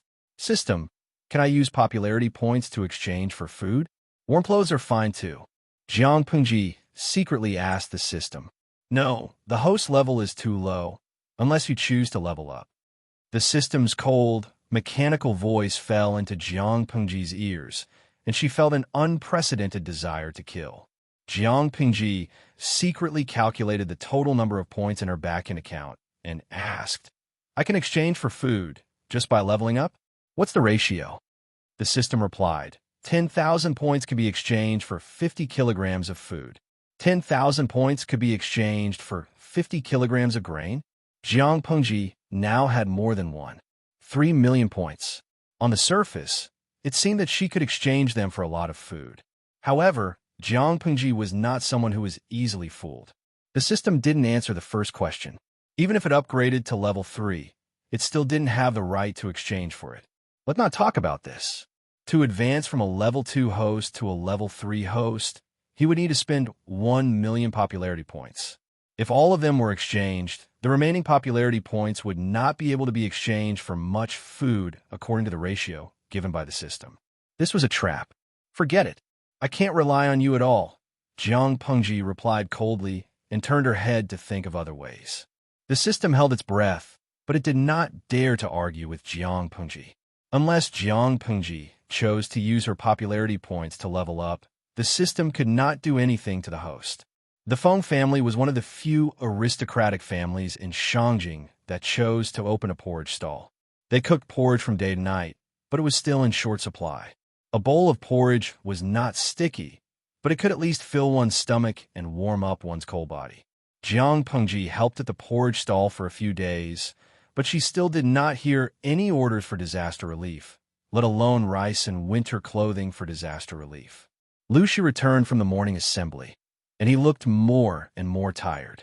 He said with a gloomy face, I've written to the emperor many times, but the emperor always used the second prince's wedding as an excuse to evade it several times. Today, he finally relented, but he gave this task to an official with the surname Sure.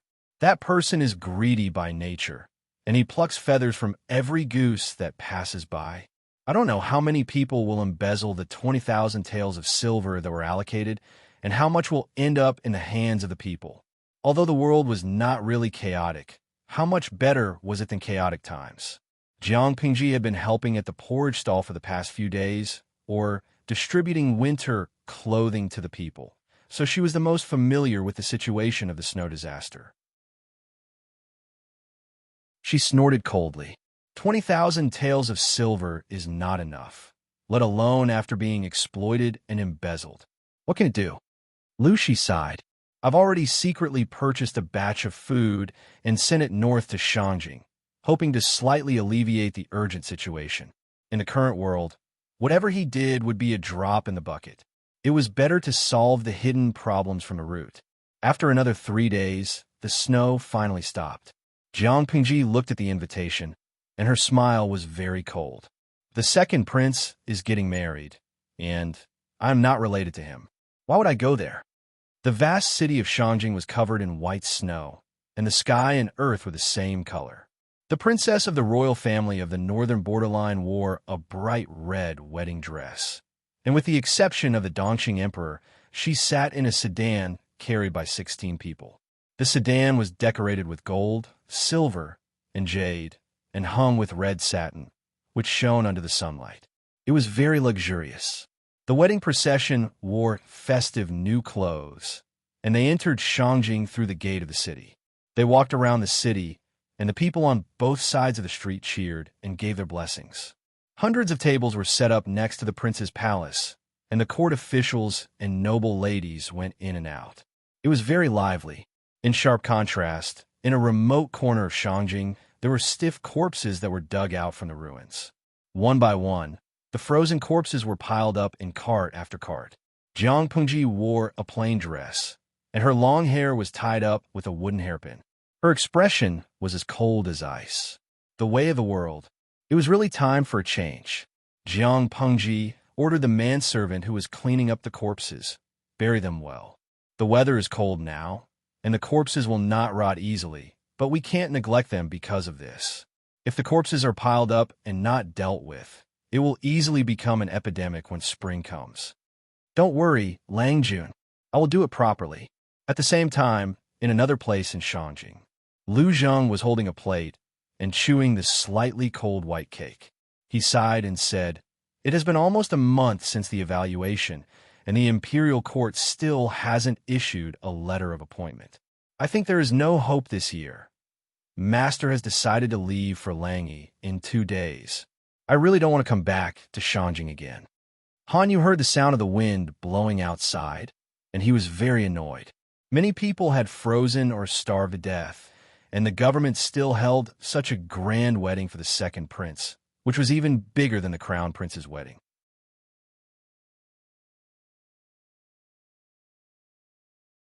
Chapter 309. Han Yu wasn't in the mood to study because of the noise outside. Lu Zheng, on the other hand, was eating happily. Seeing that Han Yu was still frowning, Lu Zheng's eyes flickered and he asked casually, interrupting Han Yu's thoughts, "Where did Zi Xiao go? I didn't see him this morning, and he wasn't reading in the morning either." Han Yu came back to his senses and asked, "You didn't see him either?" Lu Zheng ate a plate of white cakes and drank a big bowl of hot tea. The coldness in his body evaporated. "I didn't see him." This plate of white cakes was his breakfast. He didn't want to eat it because it was cold, so I cooked it and ate it. Lu Zheng patted his chest to calm himself down, then gulped down a big bowl of hot tea. The warm feeling made him feel a little sleepy. Han Yu's mouth twitched, as if he could already imagine Wei Si's embarrassment when he came back and found that his food was gone. Where was Wei Si, whom they were talking about at the moment? He was wearing a plain, scholarly robe and a cloak that barely protected him from a cold. He went to the snow-stricken slums with 2 servants and a cart. Many slums that had been in disrepair for a long time had collapsed, making the already difficult roads extremely rugged. It was not easy for the people to get in and out of the slums. There was no porridge stall nearby. So many families had a hard time making a living. The thin elderly and children could only starve or freeze to death in the freezing weather. Wei Lang Jun is here. As soon as he arrived at the entrance of the alley, a 7 or 8-year-old girl ran into the alley joyfully. Not long after, more than 20 thin old women or children less than 10 years old came out with bowls in their hands. Wei Si asked the servants to stop the cart and lifted the thick quilt covering the cart. There were 4 big buckets on the cart. Even though they were covered with lids, there was still sweet and fragrant hot air coming out. "Don't worry, everyone has a share." Although Wei Si didn't show much of an expression, beautiful people always had some privileges. The people were quite touched that he came to deliver food every day. They had long let down their guard and were not afraid of this fairy-like Lang Jun. Instead, they liked him very much. Not long after, the 3 large buckets of steamed buns were all distributed, and a large bucket of thick porridge was also emptied. The leftovers were also scraped clean. At this moment, Wei Si realized that the hem of his clothes was being tugged by someone. He looked down and saw that the little girl with an ashen face was staring at him with her clear eyes. Her eyes were filled with admiration. Through those eyes, he seemed to see another child, and his heart softened. Squatting down, he looked her in the eye and asked, "Have you completed the task I gave you 2 days ago?" The girl nodded heavily, and her yellowish face blushed. She answered happily, "Yes, everything is done." The houses collapsed, crushing countless people who were sleeping to death. The roads were blocked, cutting off the connection between the people in the slums and the outside world. Wei Si hired the young and strong men from the slum to provide them with 3 meals a day. He also gave them extra wages to clear the rocks and snow on the road. If not for that, The big cart behind them would not have been able to be pushed in. Under the pressure of the snow, more houses would have suffered. The girl in front of him lost her mother in the snow disaster, and her father's leg was broken by a fallen beam. He could not work at all, losing their only labor force. One could imagine the life of this family of two. Wei Si smiled and gave her task. He asked her to remember the people who cleared the snow and rocks. He paid her daily wages and gave her warm clothes. The child was very concerned about this and did it very seriously. "Very well done," he praised. The child smiled and opened her mouth, revealing her gums that were missing a few teeth. She seemed to realize that this was not good, so she shyly closed her mouth. Wei Si asked the servants to settle the wages for the day and asked them to move a few bags of food from the cart, leaving some food for each family. "I won't be coming in 2 days. There's still some food and money here. Keep it for everyone." Wei Si's family was considered to be in decline, but a starving camel was still bigger than a horse. Before the Wei family moved, they left him a lot of money, enough for him to live a life without worries. It was just that he followed Master Yuan Jing to the capital for the assessment. At first, he did not expect to encounter such a thing, so he did not bring much with him. Thank you, benefactor, for your great kindness." The crowd expressed their gratitude. Some of the elderly even wanted to kneel down, but they were all stopped by Wei Si. After leaving the slum, Wei Si sighed with worry. Personal strength was always weak. Even if he spent all his wealth, what could he do? The guest house that Wei Si stayed in was not close to the second prince's residence, but if he wanted to go back, he had to pass by there. The further away from the slum, the neater and more luxurious the surrounding houses were. The road under his feet also changed from a muddy dirt road to a neat stone road. It was hard to imagine that such a slum and the courtyard house in front of him would be in the same area. Seeing that there was a majestic guard of honor in front of him, he asked the servant to stop the cart at the side and make way for them. "Lang Jun, the second prince's residence is on the street ahead. Do you want to make a detour?" The servant pushed the cart and asked anxiously. 100 tables of banquets occupied the entire street. Ordinary people were not even allowed to go near, and even the servants could not enter. "Let's make a detour, lest we offend the nobles and cause unnecessary trouble." Wei Si lowered his eyes and tightened the 2 sides of his cloak. He frowned, leaving some wrinkles. The second prince's residence was originally the property of a high-ranking official in Shangjing. Later, it was confiscated, and the government gave this area to the second prince. The residence was expanded and renovated. Almost the entire street was within the scope of the second prince's residence, so it would take a lot of time to make a detour. From afar, Wei Si saw the corner door of the second prince's residence open, and buckets of swill were transported to the swill cart. After a long while, the buckets of swill were moved, and the vermilion corner door was quietly closed. From afar, Wei Si heard the servants who were transporting the swill whispering to each other. "Sai, how is this swill? It's obviously buckets of silver. I'll look at those dishes, they're neat and tidy. Some of them have only been moved a few times, and some of them haven't even been touched. They're just poured into the buckets of swill like garbage. Outside, I don't know how many people are starving to death. Even if these can't be finished and thrown to those people to eat, many people can still be saved." The other cook said, "Do you want to die? What nonsense are you spouting here? If the nobles hear this, it's a small matter if you lose your job. I'm afraid you might even lose your life. What right do those lowly people outside have to eat what the nobles have eaten? Otherwise, why do they say that people have a golden spoon in their mouths and are born noble, while we are the peasants in the fields, born to be trampled upon? You still have the cheek to talk about me. Aren't you also not careful with your words?" The 2 cooks bickered for a while, then sighed and quietly drove the carriage away from the back door of the residence. When Wei Si heard this, he felt as if he was in an ice house, and cold air rushed from the soles of his feet to his brain. A pair of mocking eyes flashed before his eyes, causing his heart to tighten. "Your Majesty, you're right."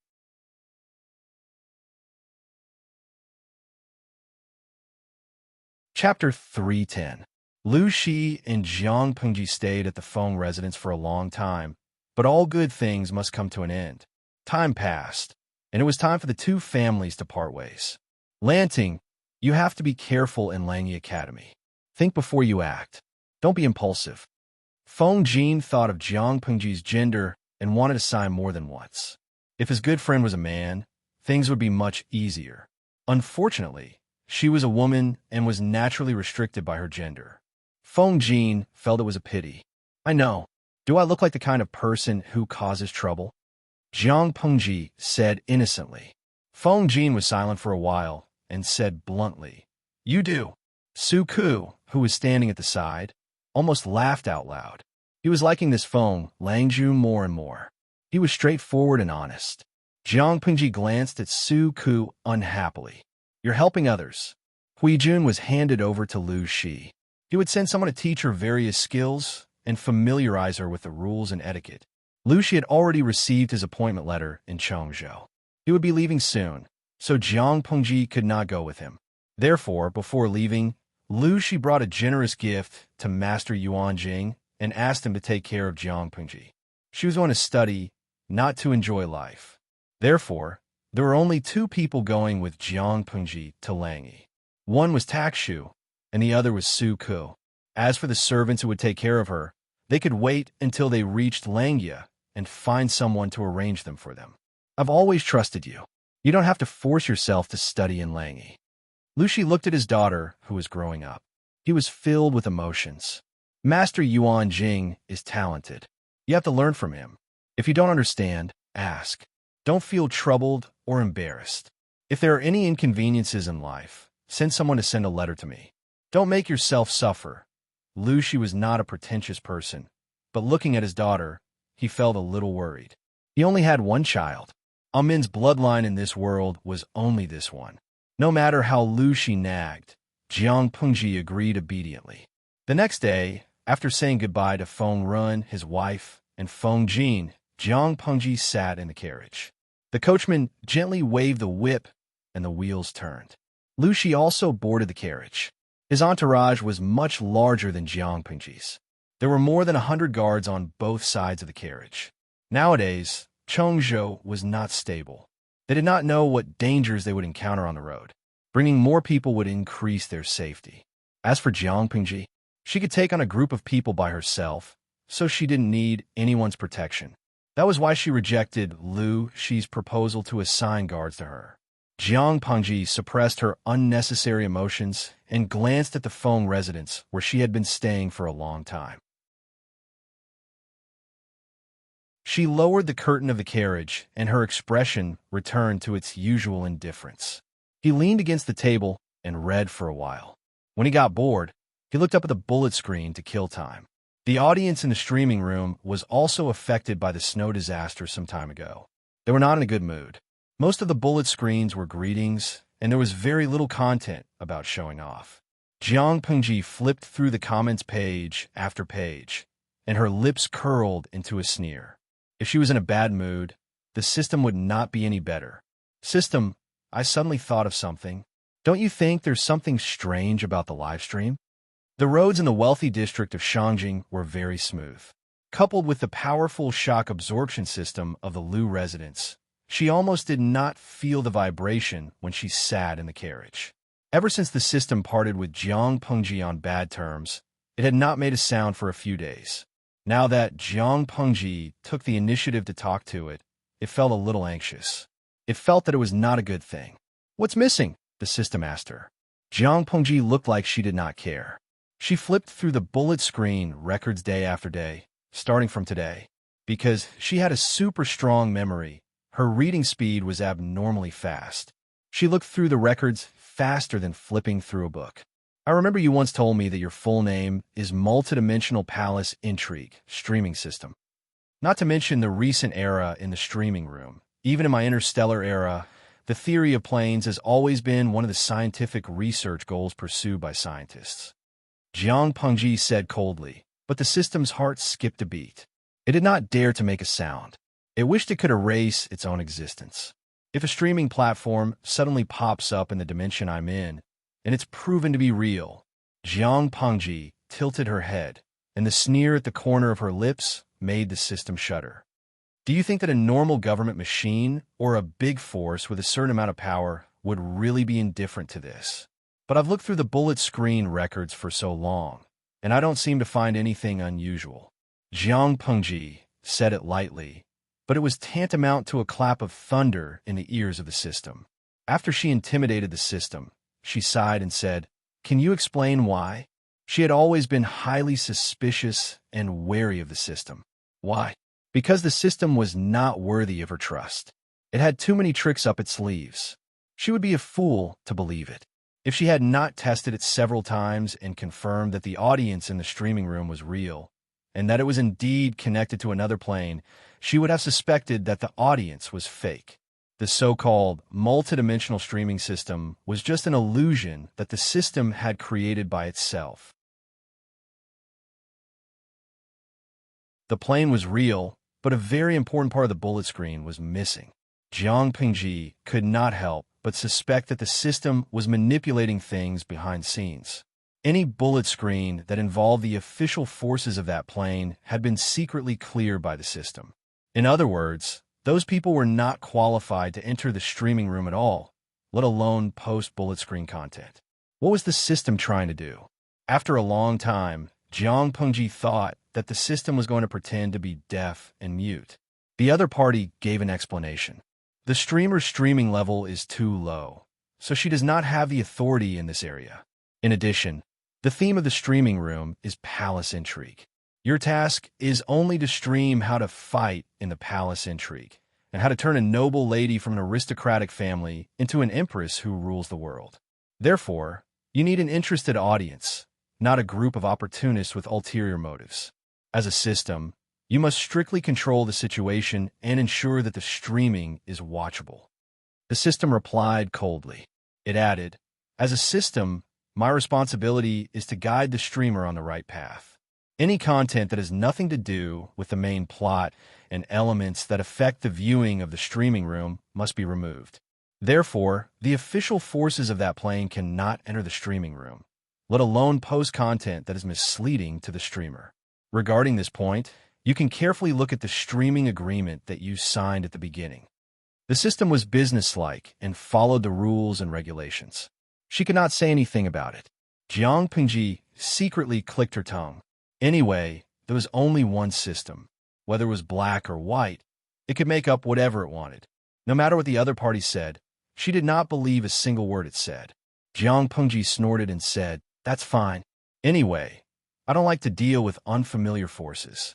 She had full control over her own life, and no one could interfere with it. Hearing her say that, the system secretly heaved a sigh of relief.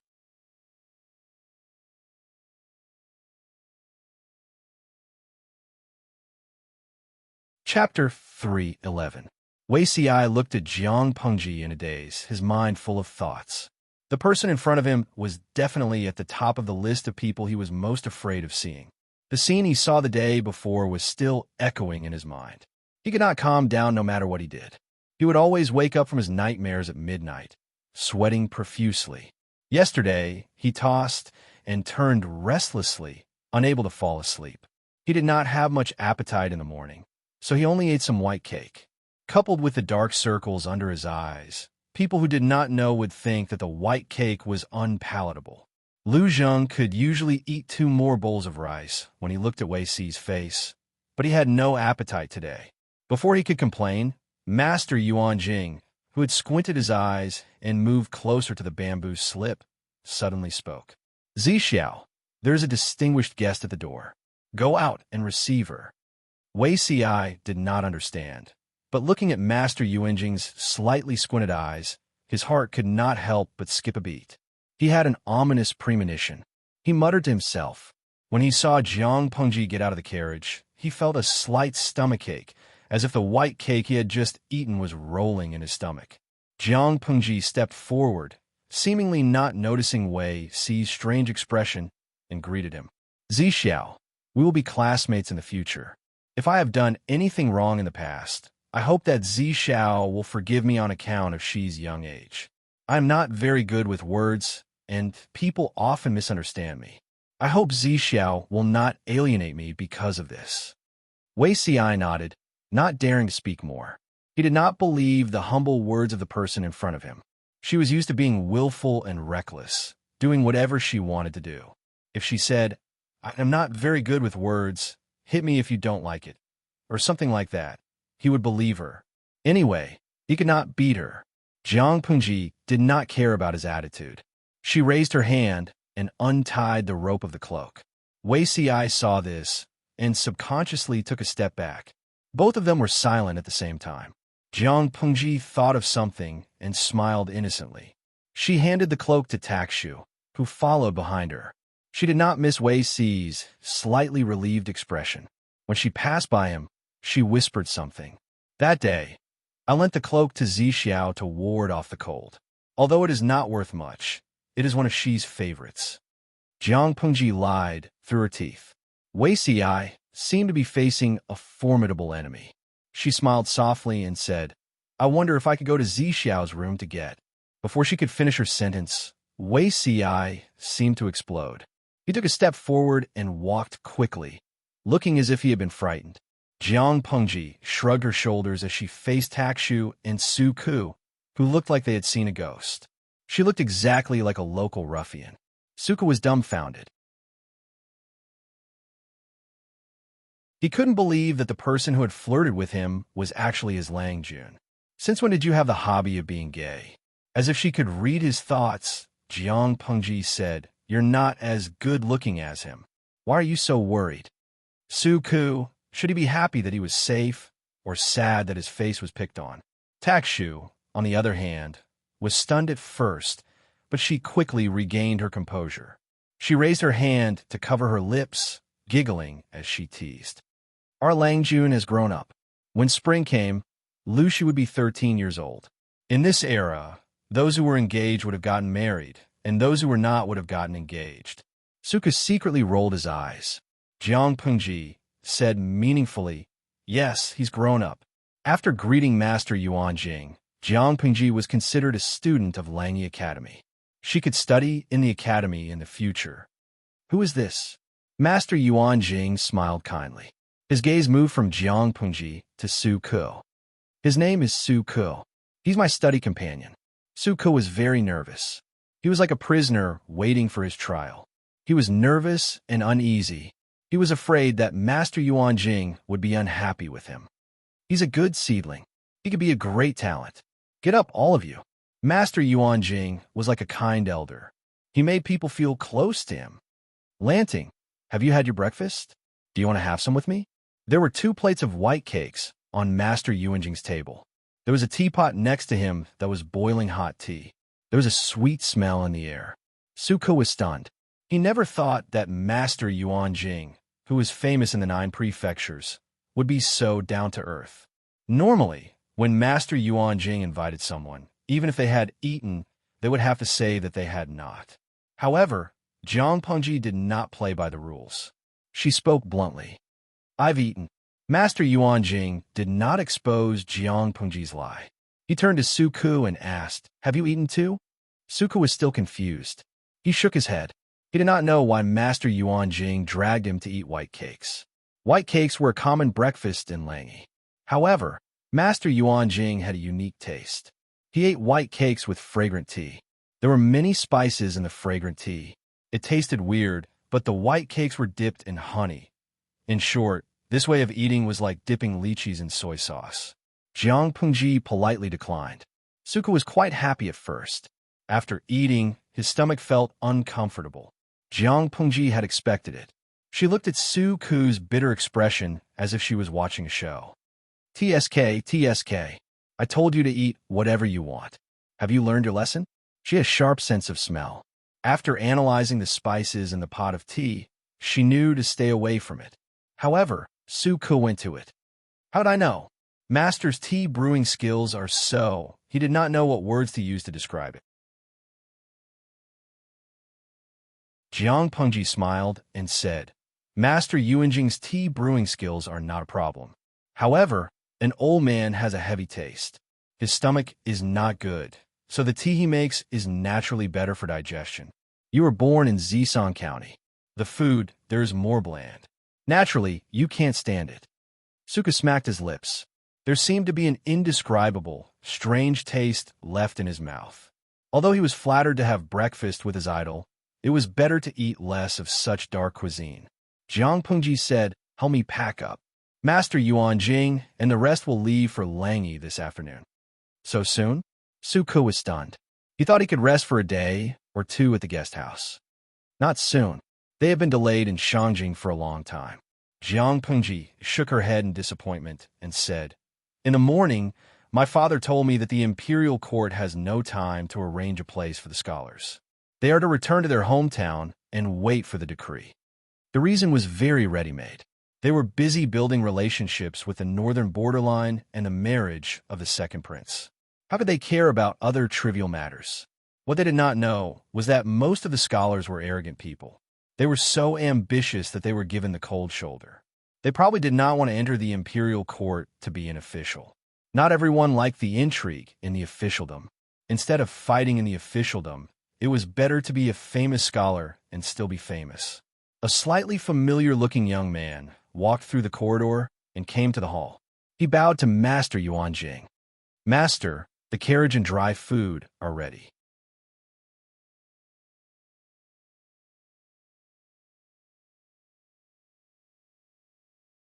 Chapter 312. Meng Heng, the eldest son of Meng Zhan, the county chief of Meng County in Tsan Prefecture, and the son of Liu Shi's second wife, Gu Zhen. He is now facing the danger of being assassinated. Please accept him. If the mission is completed, the host will be rewarded with a big mystery bag. If the mission is failed, the host will receive a level 1 electric shock as punishment. Jiang Pengji closed her eyes and leaned against the table. She seemed to be taking a nap, but she heard the system's synthesized voice. "Meng Heng?" She frowned, her fingers tapping rhythmically on the table. "Big mystery package?" The system coughed softly and said, "Yes, this is the characteristic of real-time, triggered missions. It's similar to a gold chest, and the probability of getting something good is very high. I hope that the host can consider this mission. After all, it has been a while since you started a live broadcast mission, so the rewards are limited. As long as we accept Meng Heng and bring him along for a while, it will be considered a success." Jiang Pengji snorted coldly and said, "System, you seem to have forgotten. I'm not in charge of the team here, and it's not up to me to decide whether or not we can accept one more person. Although there were many people in the caravan, most of them were frail scholars. If the mastermind really wants to kill Meng Heng, it will definitely bring danger to the convoy. Even if one person is accidentally injured, it will be a great loss. You want me to bet on it?" The system was speechless. It tried to persuade Jiang Pengji, but it swallowed the words that were on the tip of its tongue. This host was not someone who could be easily fooled. It knew this very well. In that case, the host can choose to give up the mission. Even if you fail, the punishment is only a level 1 electric shock, which won't affect the host much. However, from the perspective of a system, it would be better for you to accept this mission. After all, Meng Heng is not only Meng Zhan's son, but also the only remaining descendant of your Aunt Guzhen. He is your cousin. Jiang Pengji pondered for a long time and asked, "If I don't intervene, what are the chances of something happening to Meng Heng?" The system replied, "I've looked at the probability. It's 9 out of 10. Jiang Pengji glanced at the big mystery bag on the mission panel with an odd expression. "Don't bother me. I'll think about it." The system said in a businesslike manner, "All right, I won't disturb you." She did not seem to have any change on the surface, but she was secretly sneering in her heart. In the end, the system could not hold it in any longer. Jiang Pengji was in no hurry to upgrade the streaming room. She had said earlier that the leveling up of the live stream depended on the upgrade card. If she could not get an upgrade card, she would not level up. It had been more than half a year, and she had been saving up her popularity points like a miser. No matter what the system said, she was unmoved. Why was she like this? Because she had already seen through the system's little tricks. So what if it was a system? To put it bluntly, it was just a bunch of data that thought it was clever. Did it think it could fool a living person like her? Dream on. After a few confrontations, the system did not gain the upper hand. Instead, Jiang Pengji found out more about the other party and knew what popularity points were. To the system, popularity points were the source of its upgrades and daily activities. Perhaps there were even more important uses. If the live stream room did not level up, the number of points gained daily would not increase. It would be fixed at that point. Unfortunately, the system's appetite was gradually increasing. It was like a 3 or 4 month old baby growing into a 1 or 2-year-old child. In the past, he only needed a few mouthfuls of milk to fill his stomach. Now, he needed a small bowl of muddled paste. Under such circumstances, the upper limit of the number of people in the live broadcast room had to be increased. Only then would the daily popularity points be able to satisfy the system's appetite. How to increase the maximum number of people? There were only 2 ways. One was to use the upgrade card. The other was to pay for the upgrade from the streamer's own pocket.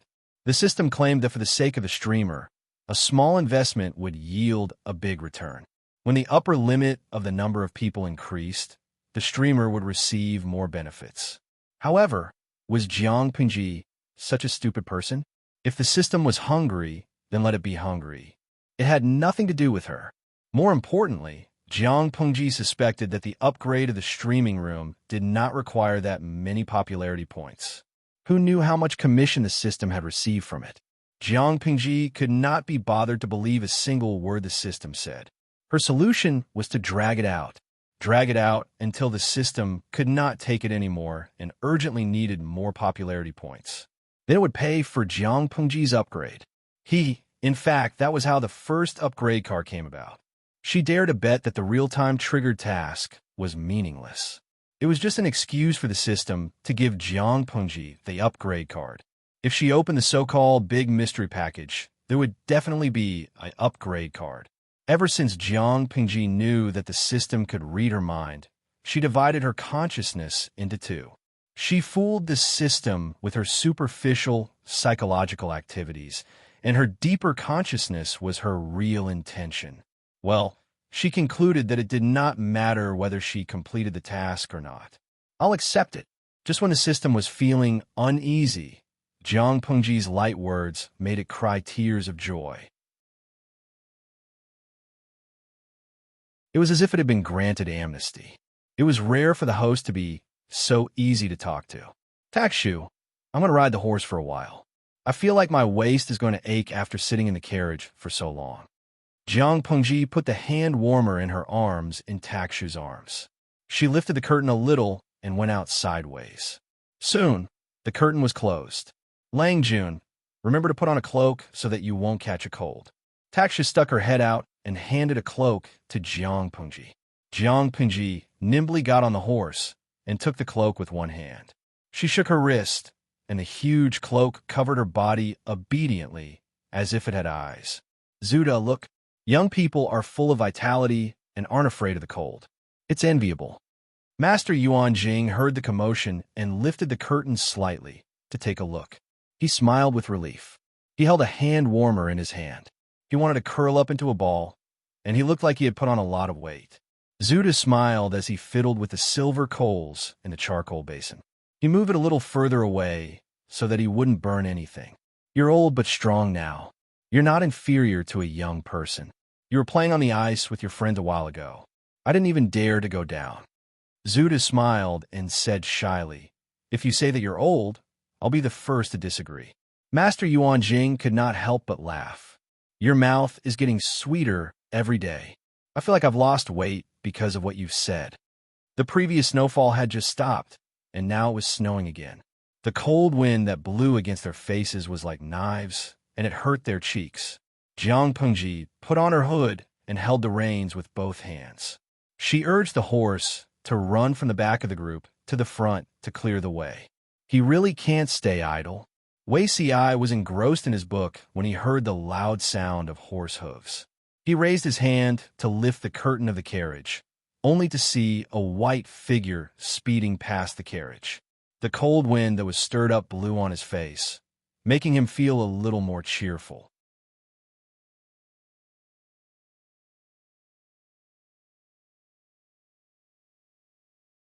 Chapter 313. Wei Si looked at Lu Zheng and laughed. You can even hug a charcoal basin to sleep. How can you still be cold? Lu Zheng was the son of a hunter and had lived in the mountains since he was young. How could he be so afraid of the cold?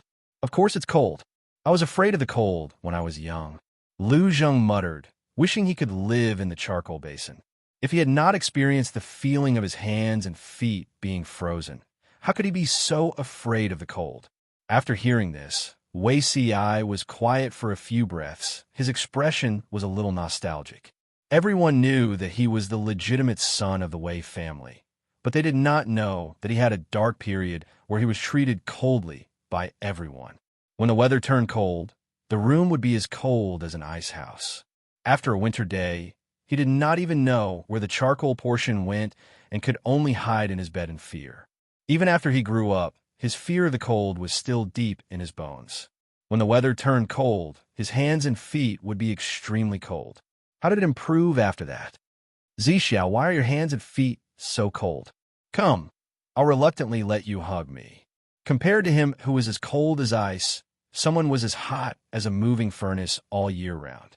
When Wei Si thought of this, his cheeks suddenly became a little flushed, but it was not obvious because of the ample heating in the carriage. Don't you know how to wear an extra coat? Aren't you afraid of the cold? Wei Si was no longer in the mood to read and murmured to someone. Lu Zheng looked up blankly and suddenly became happy. Zixiao is the best. You know how to be considerate of your brother. As he spoke, he opened Wei Si's suitcase. A thick white fur cloak was neatly stacked on top with a painting on it. Wei Si was speechless. Lu Zheng said, I think this rabbit fur cloak is quite warm. Let me wear it for a while. This painting, Zixiao's painting skills are really good. It's really nice. Lu Xiaoyin, get off the carriage. Lu Zheng was stunned. No matter how ignorant he was, he knew that he seemed to have touched something that should not be changed. So he hurriedly grabbed the carriage door. No, I'm not getting off. Wei Zixiao, you heartless man, if you don't take me in, I'll freeze to death. If I freeze to death, I'll dream of you in the middle of the night and talk to you in detail. Lu Zheng raised his voice like a pig being slaughtered. His attitude of, if you chase me down, I'll fight you to the death, almost made Wei Si collapse in anger. LV Xiaoyin, who once swore to live and die with her old master, refused to bow down even if the city was besieged for half a year and had no food. Was this the kind of person she was? Wei Si deeply suspected that the LV Xiaoyin who submitted 10 letters of surrender, scolded Emperor Chun, and finally sacrificed herself for her master was not the person in front of him. The soundproofing of the carriage was not good, and Lu Zheng's voice was so loud that his classmates in several carriages could hear the commotion. Han Yu heard the commotion and laughed. Zixiao, what have you done to deserve the wrath of the gods? Why are you being called a heartless man? Wei Si was so angry that his face turned red. However, he still had integrity and did not explain. However, Lu Zheng was a shameless fellow. He also did not care about his manners and stuck his head out of the car window. Zixiao should be of marriageable age. He accidentally saw something he shouldn't have seen. Now he's about to silence him. Can Wenbin let Lu Zheng stay for a few days? Han Yu laughed. You can't. If Zixiao wants to silence you, I won't be able to protect you. Jiang Punji came back from a run. She could not help but frown when she heard their teasing. Isn't it just 1 or 2 pictures of avoiding fire? Why are you so shy? As soon as she said that, Lu Zheng suddenly leaned against the window and laughed. Wei Si's face turned pale. He never expected that Lu Zheng, whom he had little interaction with, would have such a vile nature. Lu Zheng was also a person who knew when to stop. He was very good at reading the situation. Seeing that Wei Si was really angry, he could not help but raise his fist and cough lightly. Zixiao, please forgive me. I was indeed reckless this time. I went too far with the joke. I hope you could be magnanimous and forgive me. Wei Si said stiffly, don't do it again. When Lu Zheng heard this, he was instantly full of vigor. He stared at the picture scroll. Before the advent of paper, scholars mostly used high-quality cloth as the base and splashed ink to paint. Now that there was improved bamboo paper, they slowly switched to paper, and this kind of paper picture scroll came into being. Lu Zheng knew that Wei Ci was good at many things. There were even rumors in Langya that he was the reincarnation of the previous dynasty's Huangfu of Langya. His literary talent was not inferior to that of Master Yuanjing. In a few years, he would even be more outstanding. But rumors were rumors after all. In Lu Zheng's eyes, Master Yuanjing was like an insurmountable mountain. What did Wei Ci do to have such a reputation? Now that he saw the content of the picture scroll, he was slightly convinced. The woman sleeping on the flower in the picture scroll was vivid and lifelike. It was as if she would open her eyes in the next second. If it was not for Wei Ci's bad complexion, Lu Zheng could not help but feel her breath with his hand to see if she was still alive. The woman was dressed very boldly. Her sleeves were narrow, revealing 2 snow-white wrists. Her skirt could only cover her calves. 2 silver rings hung around her ankles. Her feet were pillowed on the flower petals of the sleeping beauty. It made the redder and whiter the whiter, making one's heart flutter. Why does this person look so familiar?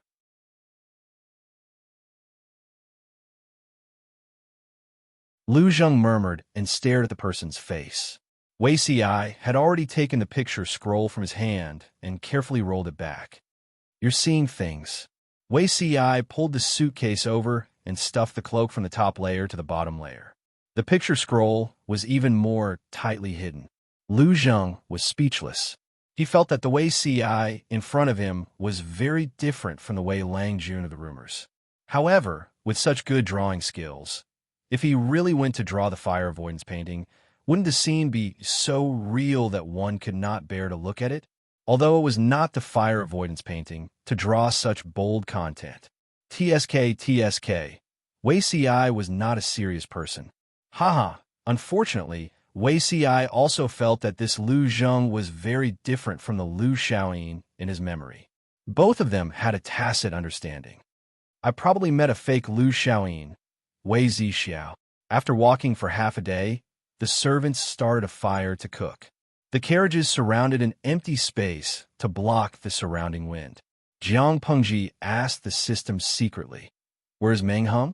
If you don't tell me where he is, how can I save him?" The system replied, "No hurry, he'll be here soon."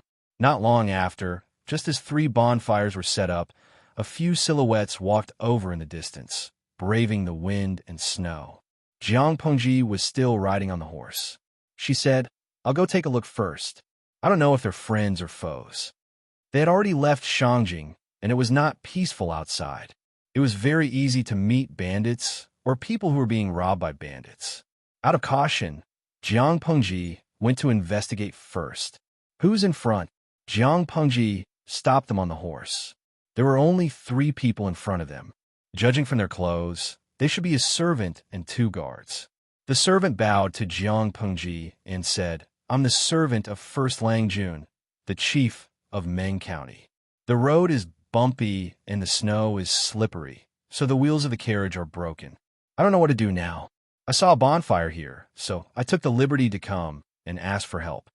Jiang Pengji frowned and asked, "First Langjun of the chief of Meng County? Is he Meng Heng?" The servant said, "Yes, he's my Langjun." Jiang Pengji's cold face warmed up a little. She said, "What a coincidence. My father is Lu Shi from Hejin. If we're talking about relatives, Meng Heng is my eldest cousin. Where is he now? I'll go take a look." When the servant heard Lu Shi's name, he thought it was bad. He did not expect Jiang Pengji to recognize him as a relative. He was relieved. You're tuning in to the Romance Rendezvous YouTube channel. We're so grateful for your support, and don't forget to subscribe to join us on this incredible journey through captivating stories. Your generosity through donations truly makes a world of difference, as it's the primary source of revenue that allows me to expand and enhance this channel for you. Thank you from the bottom of my heart for being a part of this adventure.